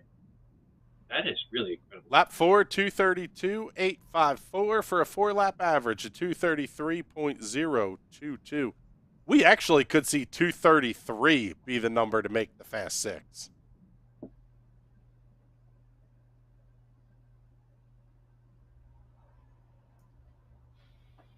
An impressive run. So as of now, Jimmy and Will are out. Damn, James. Pain. See, that's what you get. As of right now. Here we go. Hold on. They're about to interview Jimmy Johnson.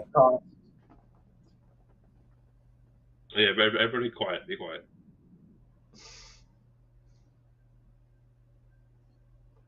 It was a little looser than it was this morning, he said. No shit, Jim. So do we think that he actually touched the wall there? That's like No. Was that you, Mike, No. that said it earlier that he wrecked? He just didn't hit anything? Because that's exactly what that looked like. That's Yes. way more Korean than something I could say. Yeah, he wrecked. He just didn't finish it. I did that, by the way, in Indy Fixed yesterday, except I wrecked. I wrecked. No, big you time. just wrecked. Because the fixed setup is garbage. And we all can't be like our heroes, unfortunately. Wow, so Power and Johnson are out of the Fast Six now. Yes, thank you. Yes, You don't need to Jason, recommend. we know. Let's see here. Let me get our pepperonis and anchovies spreadsheet updated here. Desperately hoping that Grosjean gets kicked out. Yeah, Grosjean that's not going to be enough. Like he lost. Let's see. The loser. Who did Ben pick as his anchovy? Oh. He took the 28 of Romain Grosjean. I have VK. Wow, Polo. And the 8 of Marcus Ericsson. It's crazy. The only reason I know some of these moments are so big is because of the number of laps I've turned in the sim. But like you look and they're just like, oh, it's just a little sideways, or they're a little close to the wall. You're But then you're you a go lot back to, sideways.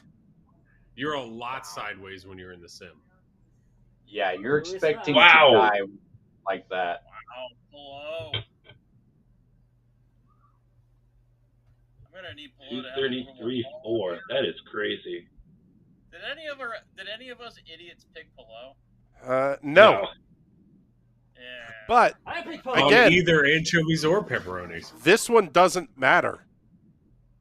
Wait, did we even ask Seb who his anchovy and pepperoni was? No, because he doesn't count. So he wouldn't be able to. I didn't want him to be able to take a pick from somebody. He's a non-points entry. That is And correct. so how about he takes Polo and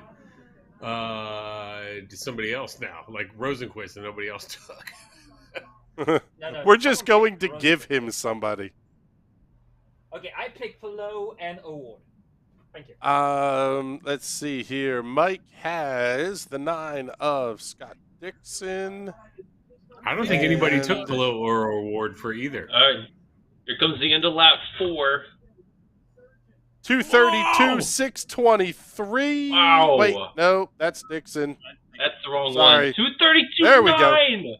Holy Second place. shit! He's Massive, still second. massive run for Alex Pillow. Why does 233, Ramon 347. Polo look younger than I do? Probably because he is. He probably does. Or significantly more than he does. He just looks like Alex with a 5 o'clock shadow. Eats a lot less pizza and meat. A lot less water. He doesn't drink the water that we drink. It must be something in the water, Jason. I don't know what it is. It's the grain. It's the grain in the water. Yes. Here comes your guy, Felix. I have this really bold prediction that Polo's going to be the next 4-time winner of the Indy 500. Oh, he almost won last I year. already read about it once. He almost won it last year. It was Elio just being smarter. Elio had that veteran racecraft to know that they were coming up on traffic, and he could use the aero wash off the traffic to stay ahead. Taking a Won look him at the our race. picks here, by the way, James is currently doing okay on the anchovies. I am winning and losing right at the same time. No, because you have willpower. Yeah, that's what I mean by winning and losing. I have Oh, yeah. I have the Okay. leading anchovy, but I also have the dead last pepperoni pick. You're losing and So, winning. It better you're losing and winning, yeah. Yeah, that's literally why I said that. That was a slow warm-up lap for Rosenquist. I think that was the slowest today. Let's see. Nobody else checking in the comments here of late. Give us a shout. Let us know what you're thinking. Tell us we're dumb. We're good with that. I mean, we already know, but Yeah. We know we're the worst. All right, let's take a look here. Lap number 1 for... My timing and scoring screen doesn't even show Rosenquist. Ooh. 2:594. 32.59. Ugh. What a slowpoke. Let's take a look. There's Rosenquist, 2:32.594 on lap 1. That's crazy that that's just like slow and useless. I know. I love that we're talking about 232.5 miles an hour is slow. Let's also not forget here, 2:32.594 is good enough if he does that for 4 laps right now. He's 6th. He just went 32.2. The average he's trying to stay ahead of is a 32. Sam Schmidt gets more handsome every year. A 31.9. I don't know if he can stay ahead of a 31.9. He is. Rosenquist is right now still at 6th overall. This is the Chevy, right? We're gonna see that huge drop off again because he's not an ECR car. They don't have it figured out. Wow, even 32.2 again.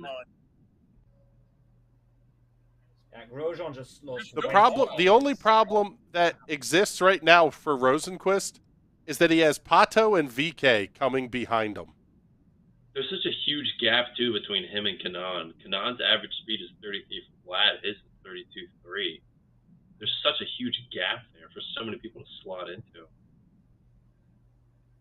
It's just scary. There was a joke to be made there.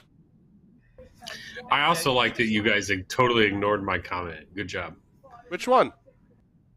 Oh, about Sam? You guys ignore a lot of my comments, probably to your benefit. Well, you get hydrated and make a lot of comments. We can say things, but I don't think they're things we should say. We're in agreement that is the... Wow. Last lap was tough. 2:31.7. Wow. So he's only what? Rogro is out. Miles an hour. Grosjean is out. Here comes Pato. Pato could knock his teammate out. So with 2 more to go, that means the top 4 are locked in, right? So Dixon, Palou, Erickson, and Carpenter are correct. Locked in. So Kanan and Rosenquist are on the bubble. That is correct. If I had to guess, neither one of them is going to make the Fast 6. Maybe Kanan squeaks in. I think Kanan will. I think Pato will slide in between there, and then will promptly get kicked out by VK, if I had to guess. Yeah, I predict that Pato is probably going to be 7th after all is said and done. All right, He's not last, though, is he? Oh, he is last. Damn. We will be able to do the grid review here once qualifying is done here. We can start when we to finish fill the in top 12, we can run through the rest. Correct. So we'll keep an eye on where our picks are here. Ben, you are doing well, buddy.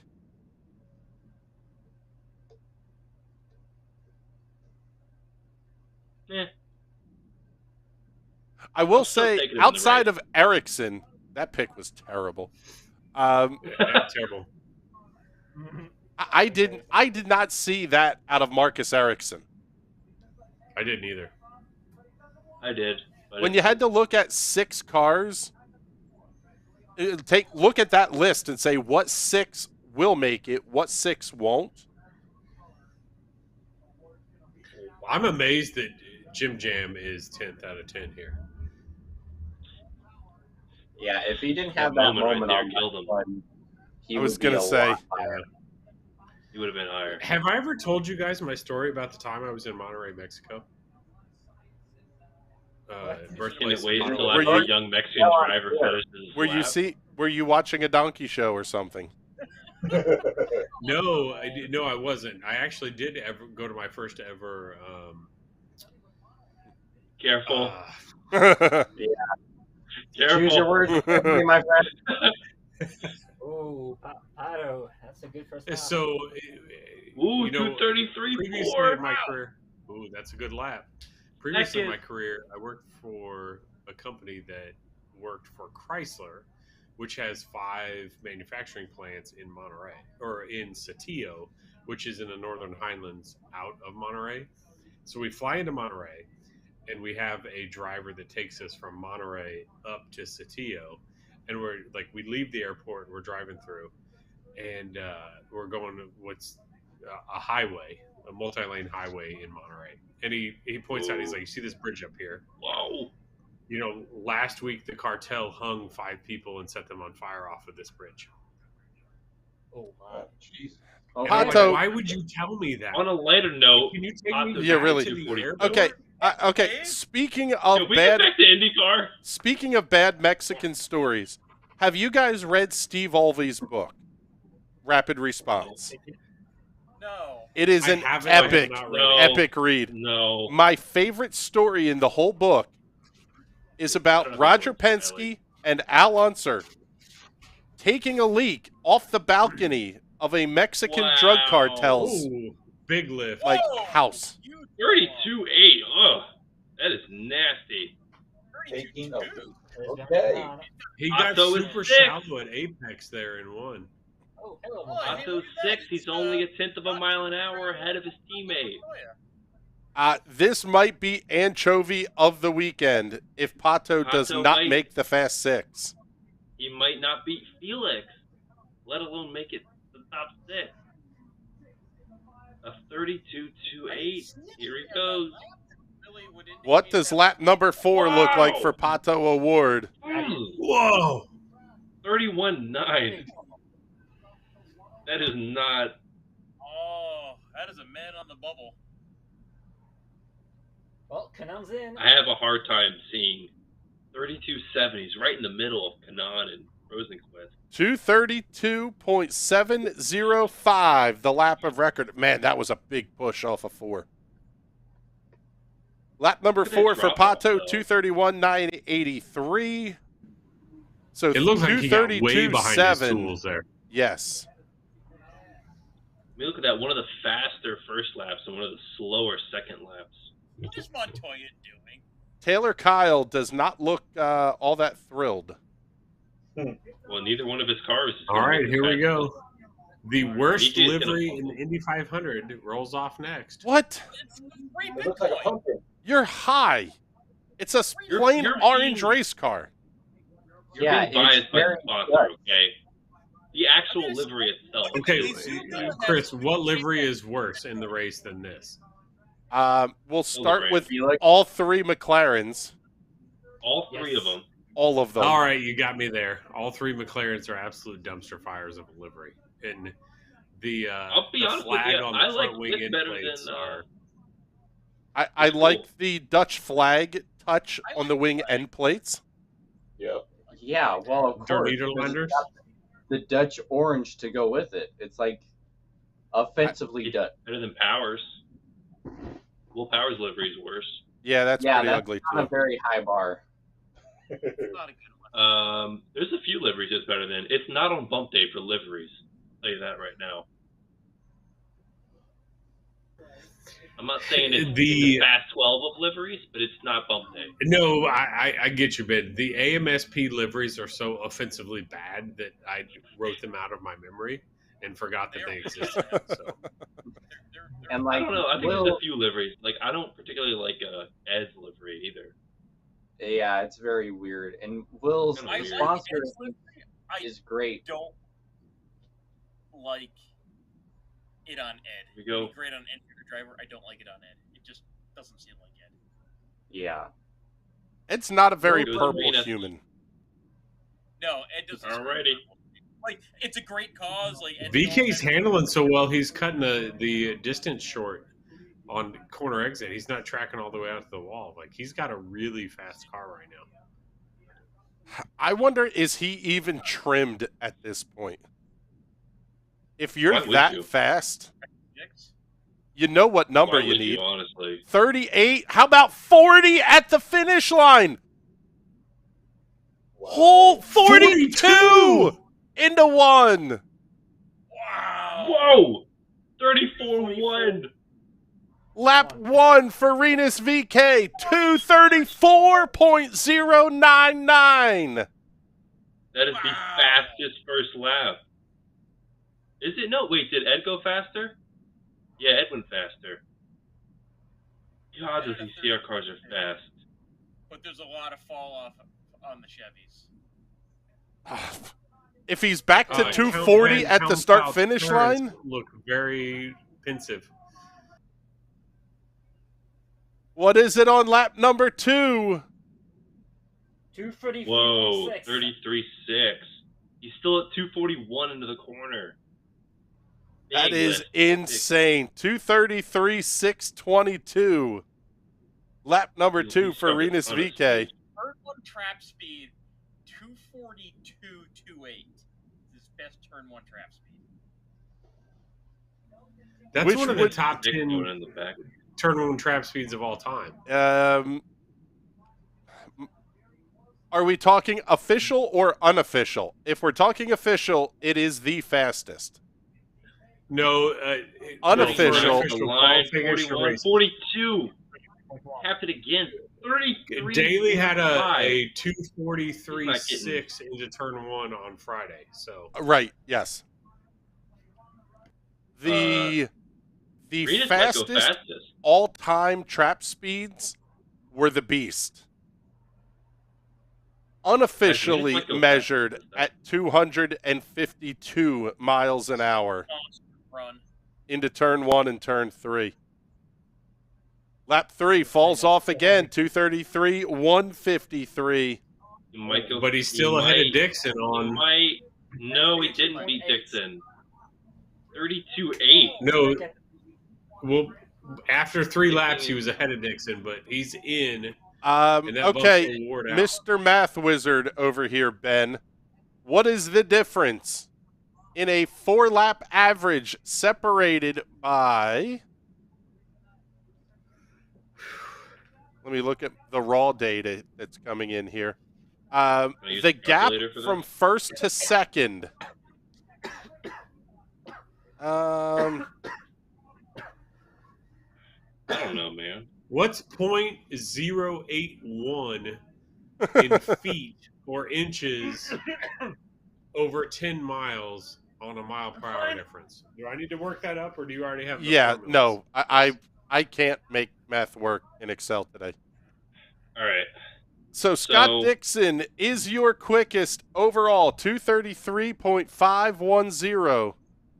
He will be joined in the top 6 by Rinus VK, Alex Palu, Marcus Erickson, Ed Carpenter, and Tony Kanaan. 4 Ganassi's, 2 ECR. Wow. And has anybody not trimmed it out all the way? I feel like that's Dixon's crazy. 4 Ganassi cars and 2 ECR cars. Telling you, man. Andretti's not the flagship Honda team, and not even close.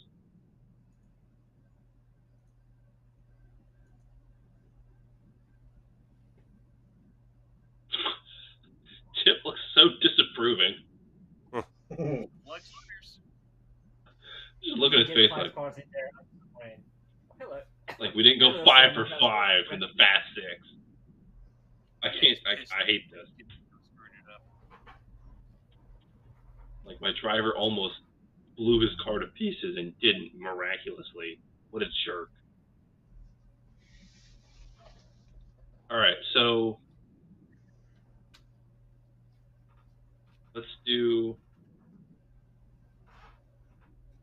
total time is 2 minutes Does total time include the warm-up, or is it just the lap time? No, total time is the 4 laps over the 10 miles. I'm working up a Correct. spreadsheet right now. Give me like 3 minutes, and I will tell you the differential in inches at the line between first and second. All right, so let's do pH to feet per second. So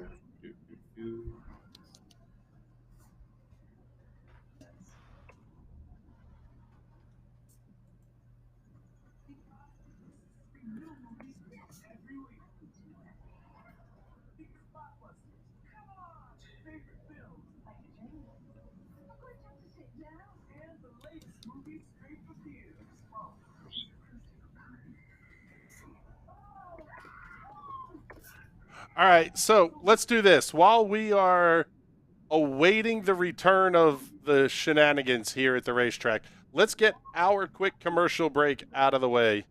You are watching the Pizza at the Pagoda Pole Day Watch Along here on the National Racing Network. I'm Ryan Newman, and since I started with Indiana Donor Network and Driven to Save Lives, I found out that some people think that they can't be an organ donor. The truth is, anyone can sign up to be an organ donor. Anyone? Anyone? Are you sure? Yeah, I'm sure. Anyone can sign up to be an organ donor. So don't count yourself out because somebody's counting on you. Go to driventosavelives.org and sign up today. But my heart's going to you, Ryan. Love that shirt. Welcome to the 34 Motorsports Product Showcase. We're proud to offer the full line of Simpson Racing safety products. The Shark Speedway is a perfect brain bucket to keep your melon as safe as possible. We carry every model and size of Hans device, and these have saved countless lives. The Hybrid Pro Lite is an alternative to the Hans device and is just as effective. The DNA 3-layer suit offers maximum protection when things get hot. And hey dude, those comfy shoes won't help one bit when things go south. Keep those hands ready to work with a pair of Vortex FIA gloves meeting every current standard. From 5 to 7 points, we carry every one of the Simpson harnesses, keeping your rear end right where it should be. Keep all your gear clean and together with the helmet and FHR bag, and always be ready to hop in a race car. Visit 34motorsports.com and order today. Ever hear the one about the frog? Put a frog in a pot of boiling water and it'll jump right out. But put a frog in a pot of cool water and slowly heat it up, and that frog will boil. It's a lie. But as a metaphor for us and all that we go through as veterans, real-world experience. it's a story that rings true. We make excuses for how we feel. We push everything down. We tell ourselves the lie that it's easier to stay in that boiling water, to disconnect. And some days, maybe, it is. But you've never been interested in easy. Reaching out is hard. Do it anyway. You're not alone. You've got this. You are not a frog. Find resources at va.gov/reach. All right, everybody, welcome back here to the Pizza at the Pagoda Watch Along for Pole Day here at the Indianapolis Motor Speedway. My name's Chris Graham, joined to my left, by Mike Mclaughlin. Down beneath me, that's James Watson. Over to his side, that way, Sebastian Kinder. On the bottom, Jason Owens and Ben Carswell. I can't believe we're going to do this again. And I mean the qualifying part. We saw 12 on-the-limit runs. 4 laps at the Speedway might be the toughest thing a driver does in their career. And they have to do it again. How abjectly insane is this?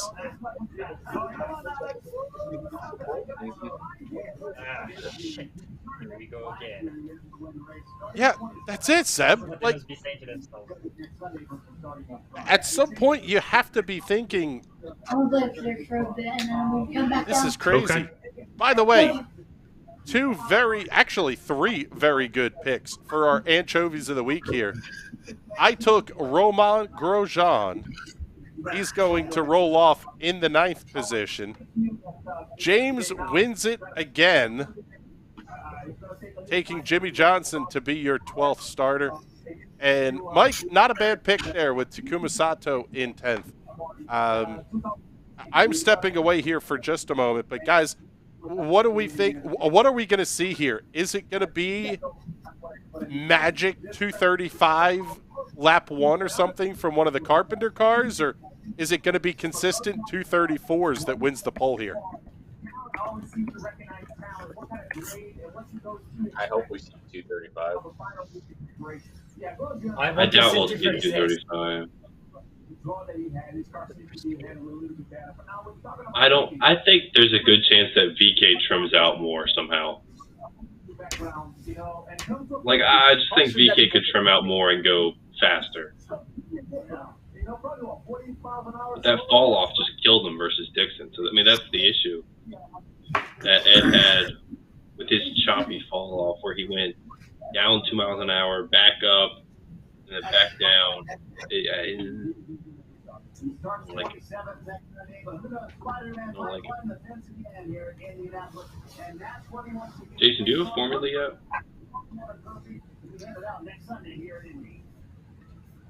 Because I can't figure this out. I'm working on it. I've got the differential in time down right now at 0.0535 seconds between first and second. Now I just need to get the formula for the differential in distance over 10 miles so I need to take the average speed. That's too much math. I'll just shut up.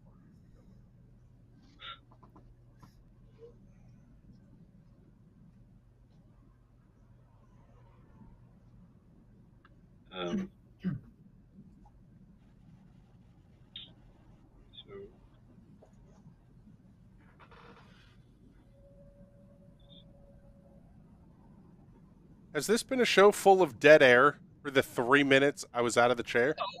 No, I said some stuff. Oh, okay. Let's take a look here and recap where everybody qualified here out of our, row 3 and row 4 that were set today. Inside of row 3 will be Monterrey, Mexico's Pato Award. Middle of the row, Felix Rosenquist out of Värnamo, Sweden. Sure. And Geneva, Switzerland's Romain Grosjean. Are we surprised at all that Grosjean is there outside of row 3? Or is that kind of in line with expectations for today? That's what I expected. Yeah, that's all right. I mean, that's where you qualified yesterday. The thing is, I expected Jimmy to be in front of him, and that would have made more sense to me. But, can't have everything. Get for having Grosjean as the anchovy. Yeah, speaking of... He doesn't know what Indy means. Who? Grosjean does not get it yet. He doesn't deserve to win. Oh, that is a subject of discussion. Not to be too Tony George about this, but he doesn't get it yet. He doesn't understand it. He needs to lose before he can win. Taking a look here at some of our discussions from yesterday, by the way. We were having off-air, kind of our own little watch-along here. One of the big questions, why does the IMS or IndyCar not own a fleet of Air Titans at this point?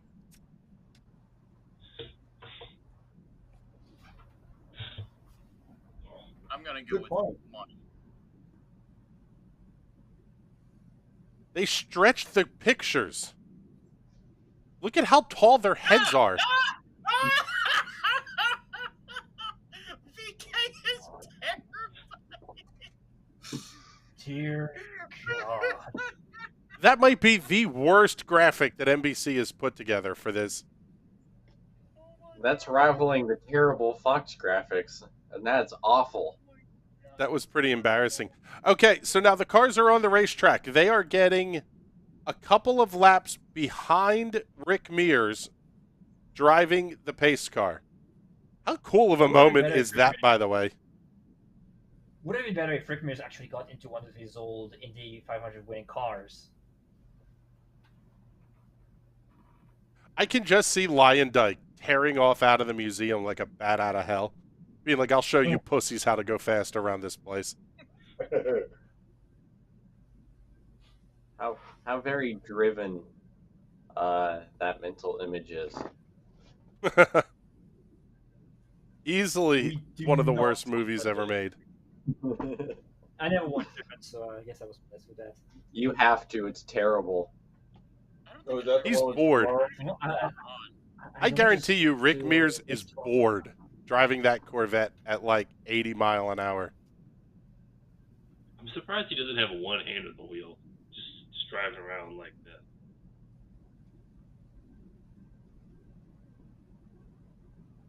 Hands are way too close. I haven't adjusted his new camera position. Would it be funny if I think I would be bored. Rick Mears would up? Having stood on the yard of bricks, there is nothing boring about driving at any speed towards turn 1. I have ridden a bicycle around IMS and can confirm it's something that is the look around Bristol. The look at turn 1 is you're literally driving into a wall. And the corner never opens. Like, you'll see it, and Jason has talked about, you know, we turn a lot of laps in the sim or whatever. Turn 3 looks open. And it is significantly more open to the view. You can almost see the short chute as you're approaching turn 3.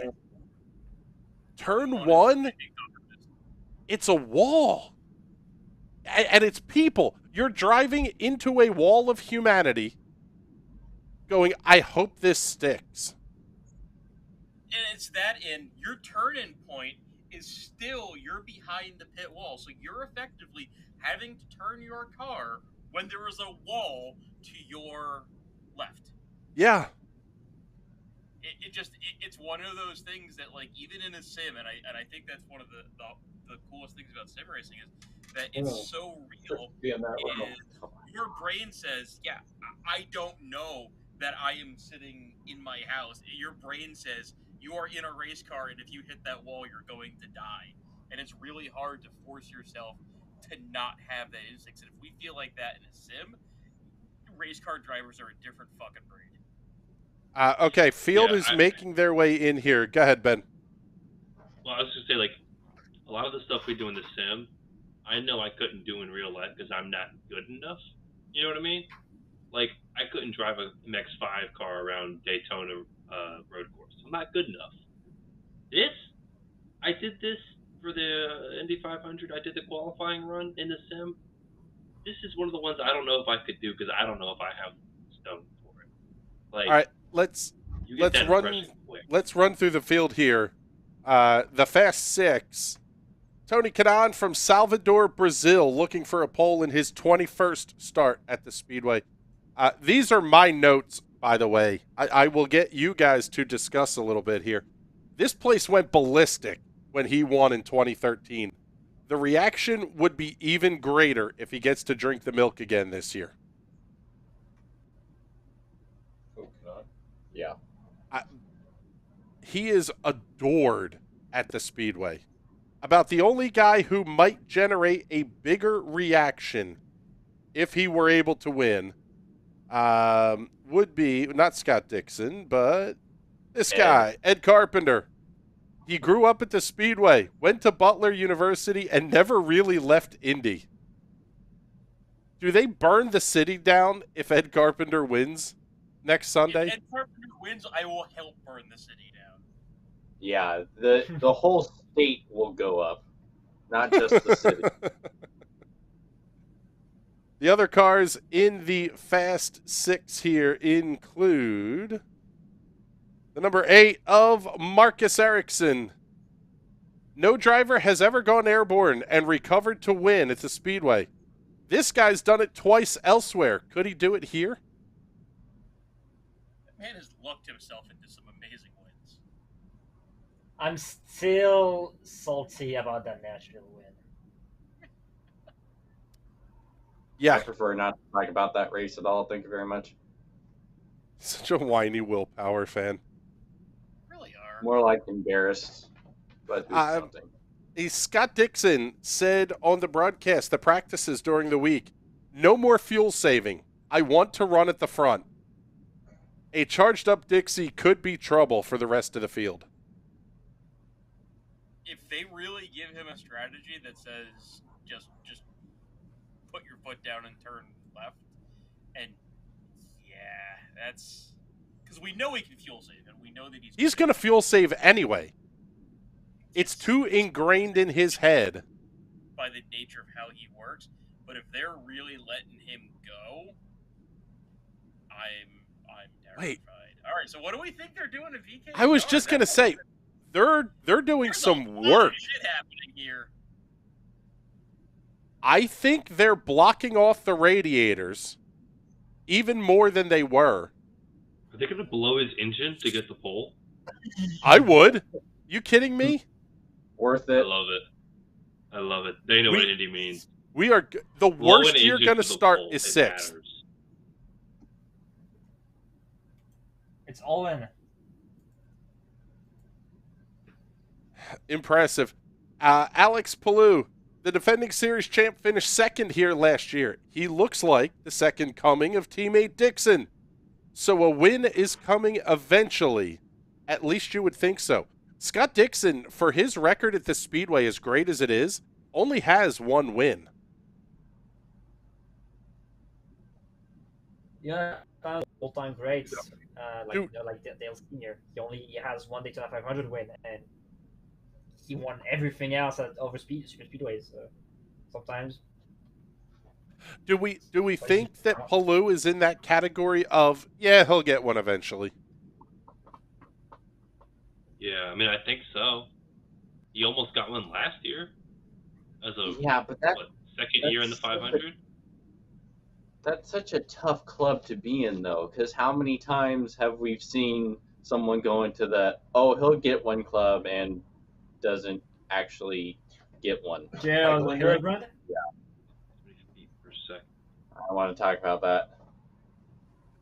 Renus VK, I mentioned as he's got the 4th fastest lap ever turned at the Speedway, and he did it in a spec of car designed to not hit those speeds we saw back in the 90s.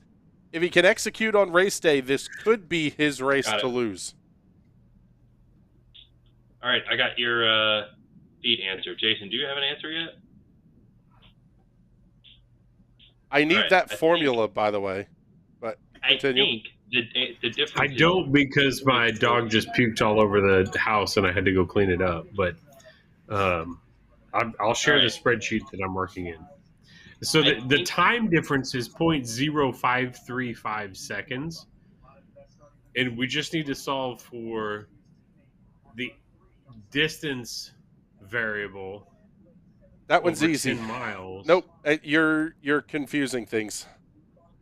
This is the math. Okay, go ahead, Ben. All right.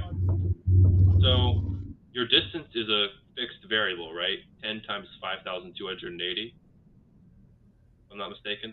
10 miles times 5,280 feet gives you times 12 inches, because at 0.0535 is going to be an inches differential.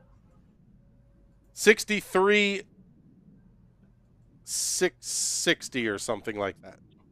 I didn't bother messing with that. I just did it in pure feet. Okay, go ahead. So 52,800 is the amount of feet in the qualifying. Right? Yeah, we got that part. Your distance to the track.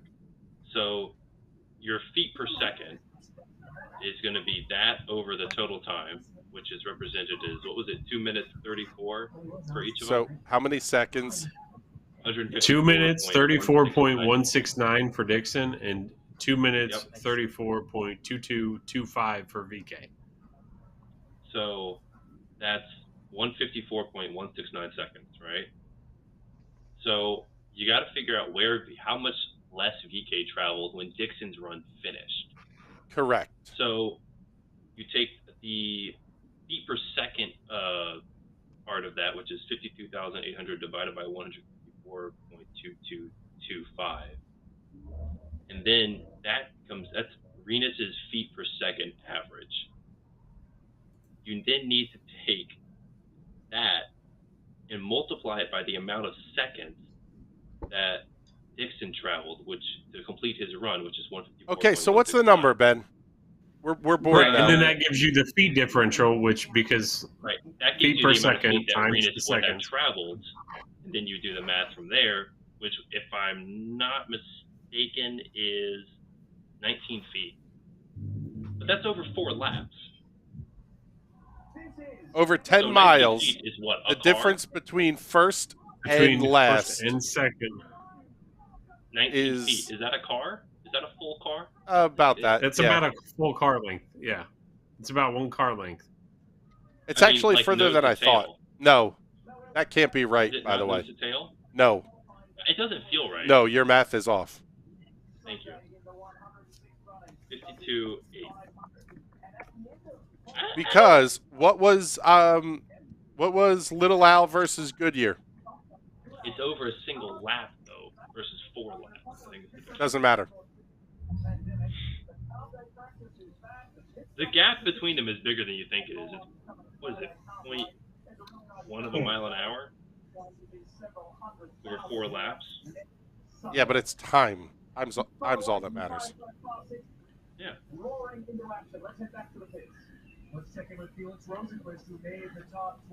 of a second at X feet per second. Can we talk about how this is the absolute most fans I've seen at a qualification Sunday in maybe 20 or 25 years? Yes. That works. Yeah. Huge crowd today. I don't think you'll ever get back to the pole day crowd of 200,000. Of the 80s. Yeah, but I mean, there's 50,000 people there today. Easily. Actually, if you look at it, most of the front stretch grandstands are full. Most of turn 1 is full. That's Tower really Terrace impressive. It's a super impressive crowd. Like, there's more people there than at most NFL games. Yes. Probably. And I'm not even there. Like, now, what am I doing sitting at home? So if I can I go full salty here?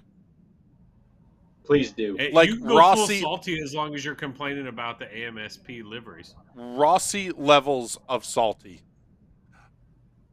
Why was Takuma Sato allowed to set a lap time that would have placed him in the Fast 12 if every one of IndyCar's qualifying rules says you cannot advance if you commit a penalty during a qualification session?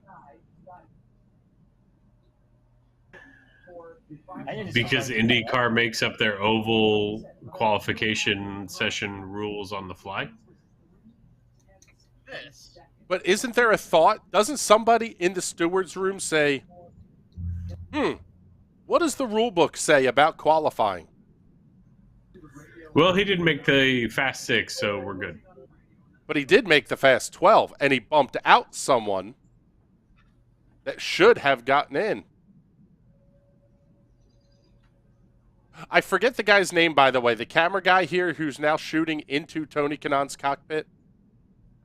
One of the hardest working camera ops in the business.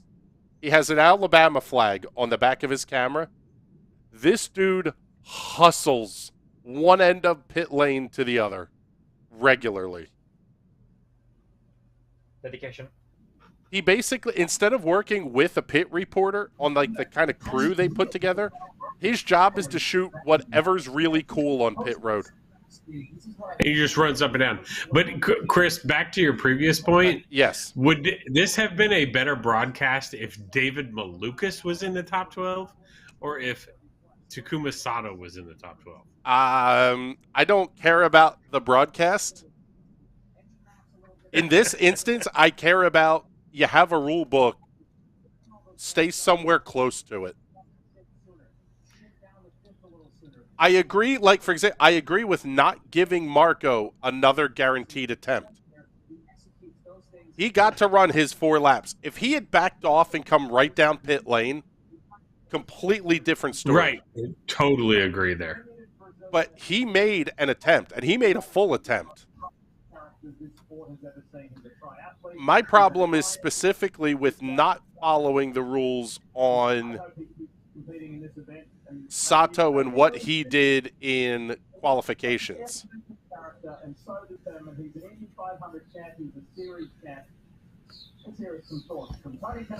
By the way, let's take a look here. Let's pull up TK for the driver info here. That's who is currently on the screen right now. In the second row, the team was the runner-up. We won the championship with Palu, so I'm in one of the Gomez Sim Racing, GSI Wheels own Tony Kanaan.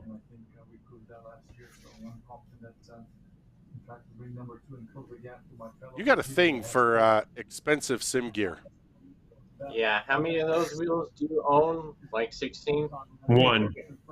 Did you guys happen to see, just seeing it here in the picture, did you guys see the size of the air conditioner in the team spam pit areas for their drivers during practice? These were full-on, like, whole house air conditioners, and the hose is just blowing straight to the helmet. Just the helmet of the driver.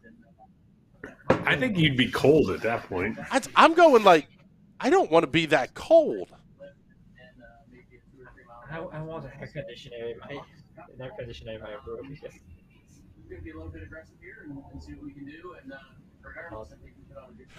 And to go along with the discussion of Sato not getting his time back or getting to advance, why were drivers that withdrew their qualifying time allowed to get it back when the rain came? That's what I don't understand, and I'd love to have a clarification on that. My full understanding was once you're handed in your time slip, you don't get it back. That's why Finch didn't qualify, like missed qualifications in the year that he got bumped because he'd handed in his timesheet, they screwed up the time, and he was sitting in the lane when the gun went off. Right. You withdrew your time. When you hand that paper in, you gave up your time. Like, everyone knew that there was weather coming and that weather was threatening, so what everyone effectively did was, well, if we know they're going to give us our time back, you know, we get to go first, and then we might get our time back. Like, it was sort of a no-lose situation. Can I make a super statement right now? What's that? If Houston wasn't an absolute shit track, Dario Franchitti would have been the first 5-time winner of the Indianapolis 500. That's a hot take. Hot take. Not necessarily one I agree with, but not one I completely disagree with. 2007, 2009, and 2012. He won 3 races in 6 years. Yes. You can't tell me that the guy wouldn't have won 2 more between then and now if Houston hadn't been an absolute shit racetrack and ended his career with back injuries. Yeah, but if I remember correctly, his performance as a whole was really starting to fall off hard in that 2013 season.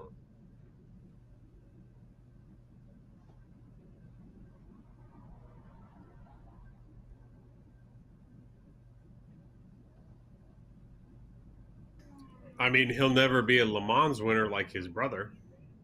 No. Does that matter? No, it doesn't. Unless you're Juan Pablo Montoya, which if you win the subclass of the amateur class, you think you're a Triple Crown winner.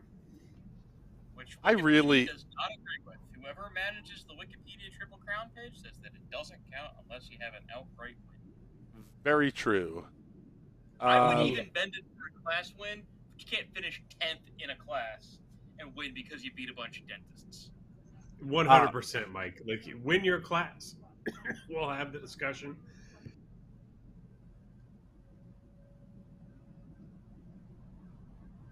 Alrighty, here comes TK.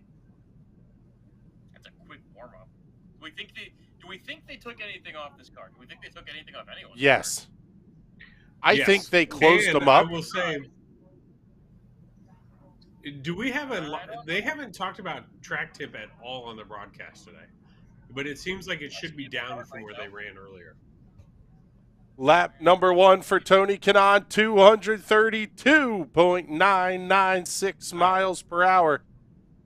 That's a little Little surprising. I thought it would be. But TK was also the slowest of the cars in the Fast 12. 241 into turn 1. Lap 2. Wow, that's not much better. Lap 2 speed, 232.629. Consistent. It's consistent, How much but I don't know. As the track slowed? Well, the track is always about, I guess we're right into happy hour now, when you would theoretically see, like, fastest speeds of the day. Right. Yeah, Happy hour starts 28. 5 p.m. So, well, before daylight savings time, it would be 4:28. So technically, happy hour starts in 32 minutes, pre-Indiana daylight savings time. Correct. Dropped Jason, 350 by the way, mile an hour. do you have a thing against Emma Dixon? I have no issues with Emma Dixon. I I'm gonna have tweet issues with NBC fixating on Emma Dixon. Because they just showed Lauren Kanaan, too. Yeah. Yeah, but they don't Yeah, show but all the yeah, lights. You didn't Indiana? catch me rolling my eyes out of my head? Well, that's because they're not pretty. know my I got eyes are- Ben to react. Wow, that last lap was. Ugh. 232.302, 231.564. 4-lap average for Tony Kanaan, 232.372 miles per hour. 231.5 miles an hour. What a slow, terrible driver. Wow. Gonna do it. He's slow, terrible driver, he says of Tony Only Kanaan. He's still 231. faster than Jimmy Johnson, Ben. Yep. Ouch. Starting a whole Significantly. two rows ahead of Jimmy Johnson. And they're about to have the same amount of Indy 500 wins after Sunday. That's a hot take. Who has better At least hair? that's what I'm thinking. Who has better hair, Ben or Dario Franchitti? Oh, Dario. Dario. It's Dario. Dario. Dario doesn't I haven't gotten a like- haircut in almost 2 years. Look at Ed creeping to save the tires. Yeah. What a guy. Dragon That's is- Freight Oh, this is Dragon. going to be It's Freight this Dragon. may be this lap Freight by Dragon? the lap won by Ed. I don't know what the 4-lap average is going to be. This lap won by Ed is going to be one of the fastest single laps of all time. I'm calling it right. Does now. he touch 235 on average? I How high hope does he so. go? What do we think? I think we're going to see a 2:34.5 for his first lap. At what point do we 0.5? start having serious discussions about setting a new track record? You're there. We're right there. I mean, we don't even need the new car, new engine formula. We're close. If they gave these cars the road horsepower, we'd be there.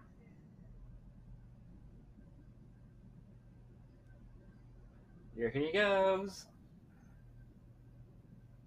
Look at this warm-up place. 217. He's He got Going right It's there. not slow. Like, crawling. I thought it was going to be way lower. I thought that outlap was going to be slow. Let's see what lap 1 looks like here for Ed Carpenter. Let's see what Ed hitting going into one here. I was going to say, let's see what the number looks like into turn 1. Here it goes. Tick, tick, tick. 39 at the line. Wow. No, he had 242 into one. 233.860, lap number 1 for Ed Carpenter. He hit 238 into one this time around. Tires are going like crazy around here. He's about 238 into 3. The fact that Carpenter's whole family is just watching the app to look at the data, I think. Because they're not watching it landscape like they're watching the broadcast. Nope, they're literally looking at timing like the rest of us. That's fantastic. That's amazing. Lap number 2 for Ed Carpenter will be in here shortly. 33.228. 33-2. I'll tell you what, I think it's going to be close. And that may not be front row. I disagree. I think 233.5 to 233.7 may take it. They're all slower. Look at it. Lap number 3 coming on the board. First lap. I love that the IndyCar live timing shows Kanon's status is qualified. Fast 9. 233.187. Not a bad drop off there from 2 to 3. Yep, 233.187. Still 233.544. The 4-lap average at this point. If he can hold that for 4 and be above 233 on lap 4, that's a decent. I think he's pretty close. I think you're looking at outside of row 1 here, Fred. Yeah, I don't that's know. What I would say it's either 3rd or 4th. I just don't think anybody can touch VK, and Dixon's gonna just do Dixon. I think it's Dixon VK. I think Ed Carpenter puts both cars on the front row. 232.053. The lap time on lap number 4. Yeah, 4-lap average 233.080. Here comes Erickson. That's 3rd, 4th, or 5th. I don't think that's. Killed him. That might be 3rd. Yeah. That might be 3rd. I don't think so. Maybe 3rd. I'm calling 4th. And I'm the Ed homer here. That fall off though, mile an hour. Look how full the stands are, guys. Like, I'm not even watching it anymore. I just got the telemetry up on the IndyCar app. All you're doing is watching telemetry like Ed's family. Yeah. Ed's family knows what Indy means. I watched an entire race last night, like the last 10 laps of a race, only watching telemetry and looking at the broadcast out of the corner of my eye, because the telemetry was way more important.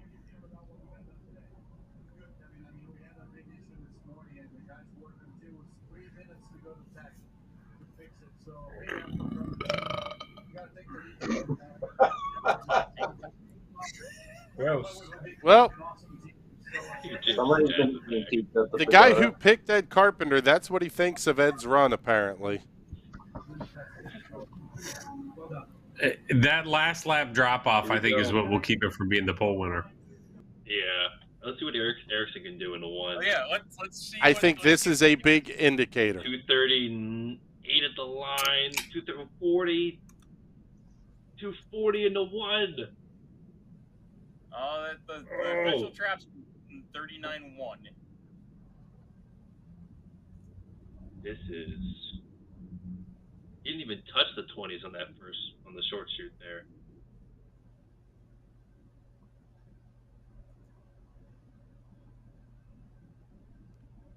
Let's see what the... 34. He didn't even touch the 20s. Oh, wow. Back up to 38, 39, 233.2. Woo! That's slow. I don't know what we say that's so nonchalantly. It's freaking 233. He's got to work on that. Jack Harvey. Erickson, lap number 1, 233.257. Yeah, that's not going to do it, Mark. That's not going to put you on the front row. So, is he even going to touch TK? Let's see. TK's average. He's got. That wasn't a great first lap. I will say this. Watching the... He's already below Ed. Watching the family reactions, they just showed Marcus's girlfriend on the broadcast. Some of the Ed Carpenter's family was very chill. Even his wife, very kind of like been here before. 30th time they've seen this. Yeah, Ed's been around a long time. Yes, but Lauren Kanan was definitely in it. She was up kind of on the chip, too.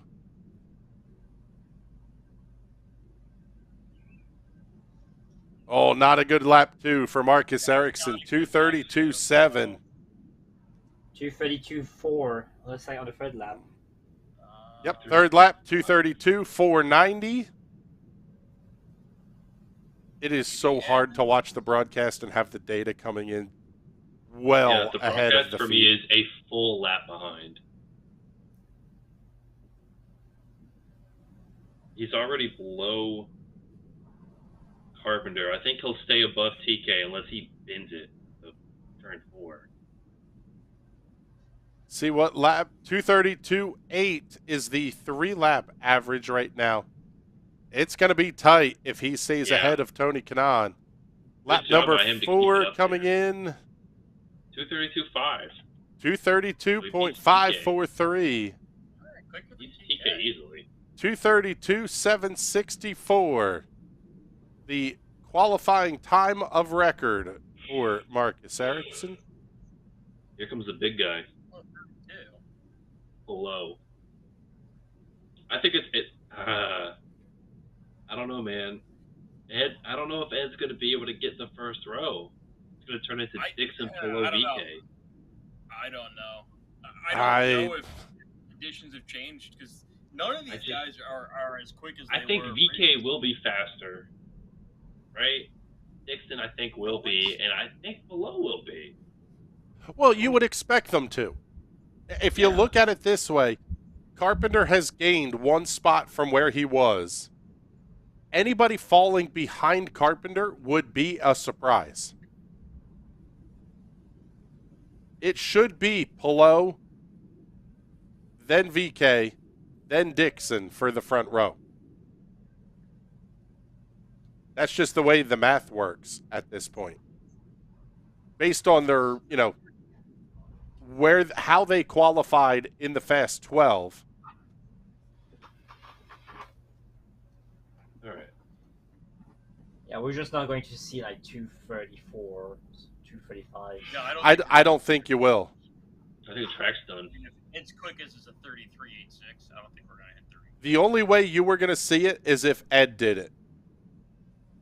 Well, VK still. Unless they take a 241. big swing at VK's car. Palu just went 241 into turn 1. He's in 5th, too. That's nasty. That can't be right.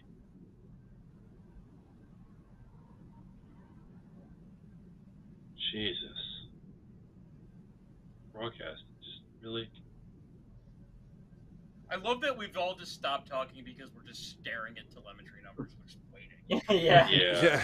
Let's see. Whoa! 234! 248. Wow! 5! Huge first lap from Alex Palu. Oh my god. Okay, thank you. Make us all look like idiots. Yeah. Oh, the track doesn't have any more speed in it. Wow, that thing is hooked up. Is he gonna have some more fall off? Well, allow me to introduce myself. I'm preparing for the chorus of O's in my ear from the broadcast. That is so hooked up. 2:33.698. That's it. 33.69. He was back in the 240s into turn 1 again. He's way above Ed right now, though. Yeah, he's 0.8 up on Ed. Unless it falls off drastically, he's knocking Ed from the pole.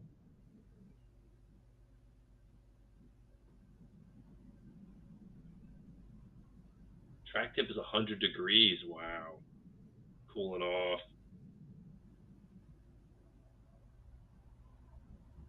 Two 33.3. 241 to 1. 241. That's still 0.6 up on Ed. Yeah. Keep it in the 33s or high 32s. He's definitely edged that out.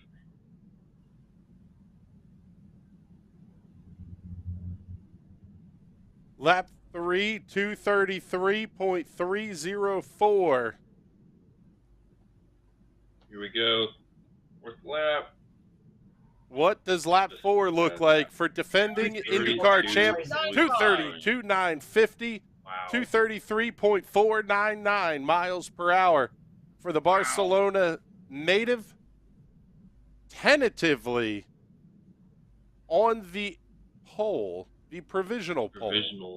Provisional pole. Definitely a front row for him. Will be a front row for Alex It's Palou. barely slower than Dixon's lap earlier. Dixon's average. Let's see what VK's got. Let's see what VK's got. Yep, Palou's in the front row. Absolutely wild lap 1 speed. 2:34.048. It's a great run by Palu. That's beautiful. Who's going now? VK's going now. Yep, VK and then Dixon. Oh man, this is gonna be fun.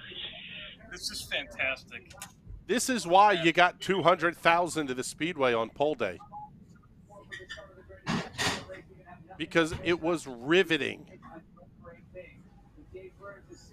Hey, he found the warm-up lane.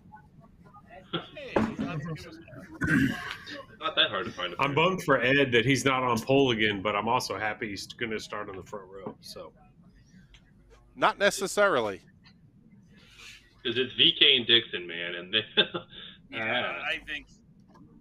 Well, no, I was putting it out into the universe. Oh, manifesting it. You got your crystals. What would you rather be, outside of row 1 or inside of row 2? Oh, outside of row 1. I would rather be inside going outside of row 1. Would you rather be middle of I'd row rather 1? be inside row 2.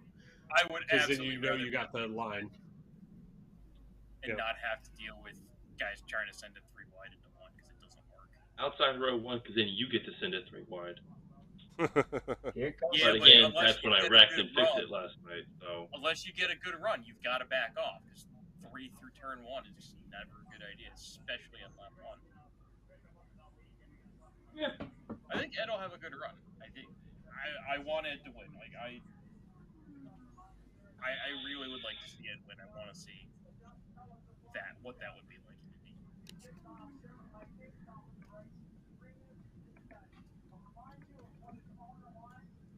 Show us the speeds into 1. Here we go. His trap speed's 239.655. 234. And 19. 0.3 miles an hour off below. 33.7 lap 1. Yep, 2:33.746. However, if the consistency is there, it could be a pole run. Yeah. But he does not have much to play with. He's got to keep Below it right up there. ended at a 32.9, so. Low's average is a 33.5. He's got to keep these at 30, above 33. Oh, that was he slid the rear end there. You can count on him though. 2:33.403 for lap number 2. I heard it, Jason. Count on him. That was with a rear end slide. I thought it was a Baron. I thought it was a Duke or a Vichy. Vichy, whatever they're called. He's better people than us. He's more of an expert. 241 in wow. 233.224. We got below him. Still below. Lap number 3, 2:33.224. It's so close. This is a front row oh my time god. This is tight. Half It a is tenth a a mile an hour. So tight. If he can keep it above, it's all going to depend on 4th lap fall off. If he can keep it to like a 33.1, he might do it. What does lap 4 look like for Rinus VK? The broadcast has him taking the white flag. Timing and scoring will have lap 4 up momentarily. He's going to need to, as long as he's at 32.5 or better. 33.1. 2:33.167. Renus VK is starting on the outside of 1. Yep, here we go. 232.950, lap number. Wait, hold on. Dixon's going to Bennett on lap 4. 233.167 for Renus VK. 4-lap average, 233.385. The native of Hoofddorp, Netherlands, will make his third career start from the front row. The question is, will it be from the middle or the outside of row number 1? Here he comes. Townsend Bell saying the show is in town.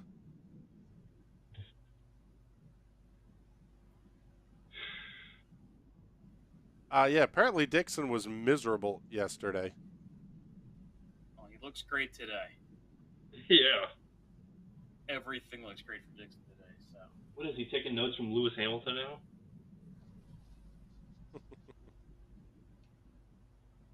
Oh no, my tires are gone. So Below's average. 5 fastest lap in a row. Below's average, his total time of 2 minutes 34.176 is point. All right, here he comes. 05? Scott Dixon has 4 career poles at the Indianapolis Motor Speedway. 2008, started up front, finished up front. Got his only Borg Warner trophy that year. 2015, started first, finished 4th. Wow, 221.9 on the warm-up. 2017, started first. Is that too fast on the warm-up? Did he burn off the tires? I don't know. That's really didn't work fast. for Ed, really, so.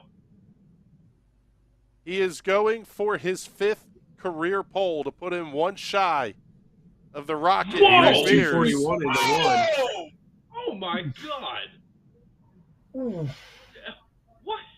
234.437 for lap number 1. Just smoked everybody. Now the real question is, does Scott try Taco Bell again? Can he keep the speed up? Can we get Emma Dixon off the broadcast?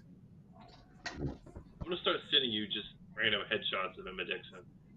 Hey Ben. Hey Ben. 1 car airborne. What does lap 2 look like? Oh my God! Yeah, that's it. 34-1. I don't know how he could possibly. 34. This is his 5th pole. He's 0.8 of a mile an hour up on Below right now. Dixon Look at Below. is Below knows. flying right now. Below knows. He's Lap like, 2, 234.162.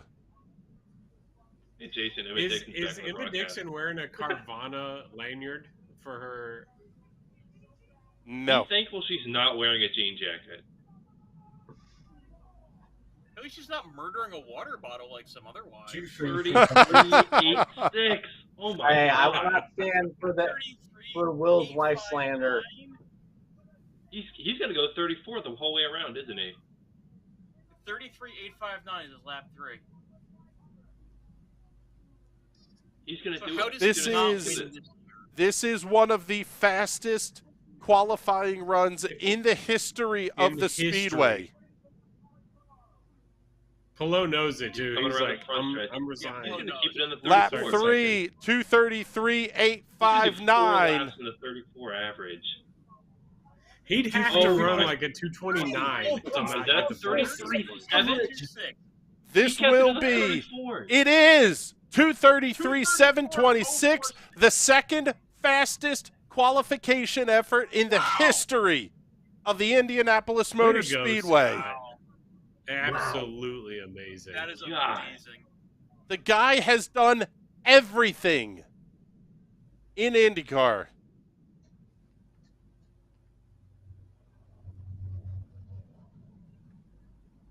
That is fantastic. Wow. And this That year is- was so off this He hit year. 240 again on the final lap. Unreal how fast that That was. is amazing. Polo knew from the He has not been having first a good lap. year. He's half a mile an hour faster than Palu. He's not having a good year, and he's 5th in points. What a How are run you half a mile an hour faster from Scott Dixon. over 4 laps? It is time to turn up the boost next year. They should up the boost an extra 50% next year. So instead of 90 horsepower, they get an extra 135 and say, look, guys, Just let him this is run what we're road doing. course speed. Let him run the road Right. course. Let him run road course. Correct. Just for the Fast 12 session. Right. Not everybody. I like the Because shot these of guys are all putting Jimmy in a new and engine for Erickson. next week. So Everyone but Colton Herta, actually. Colton Herta's qualifying attempt yesterday was on. Jason, listen to the look. crowd. Jason, you get your dedicated Emma Dixon can. I can't be mad because Emma Dixon is like my wife's doppelganger. That's probably actually why I get so irritated. Don't let her hear that. You mean don't I know let she's Emma hear looking that? at- Because my wife would be thrilled by that. What, every time you see her doppelganger, you get irritated? That was an amazing pole run. I don't even know what to do with that. That is we just watched IndyCar history right here. That is nuts, man. Wow. Is this the part where Go we back to shame New Wes Zealand, for Scott. predicting Scott to not even make it into the Fast Six, let alone do that? Good Well, point, no, let me think. when Wes said this morning that Scott was going to be the slowest, I knew that he was going to get pole. Yep. He's already switching hats. Look at this dude, the consummate professional. He's on his 3rd hat, and it's been 42 seconds.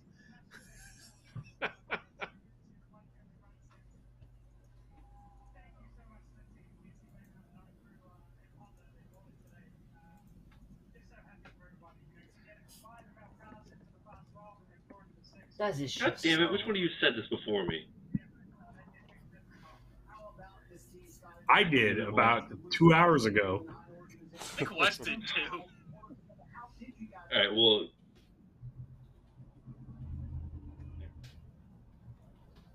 You get one too, because I'm not going to be the only person.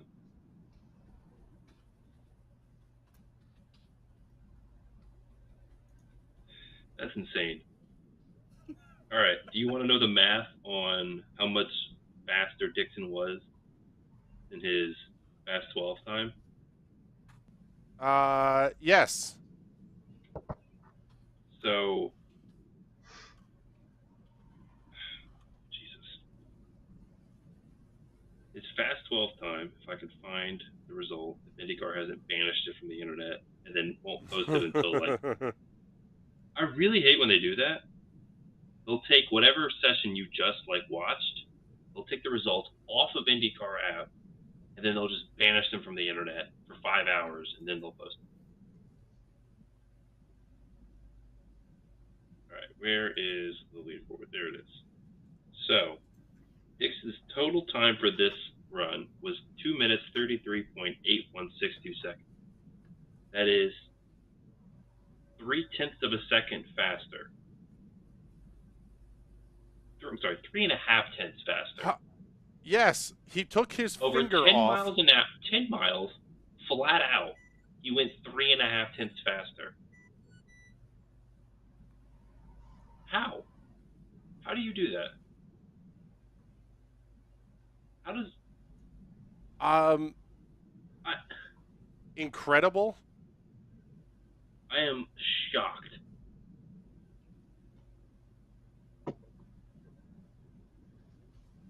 Palu was only half a 100th off of Dixon's Fast 12 run. Half a 100th off of Dixon's Fast 12 run. and then Dixon smoked them. The buttons I mean, that is his just shirt are working insane. overtime. That is absolutely ridiculous.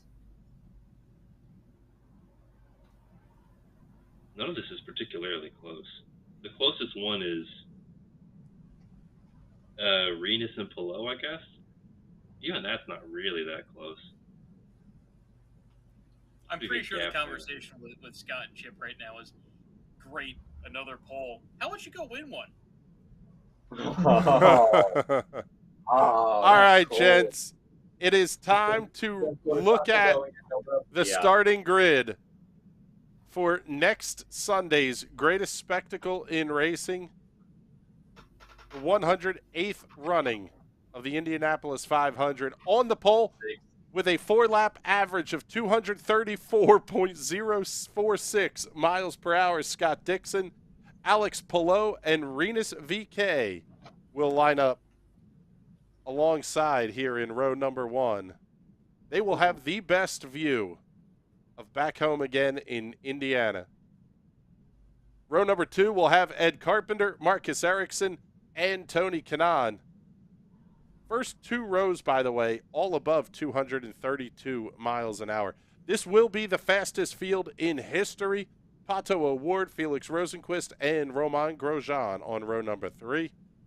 Row 4, Takuma Sato, Will Power, and Jimmy Johnson. We saw all of those cars run today.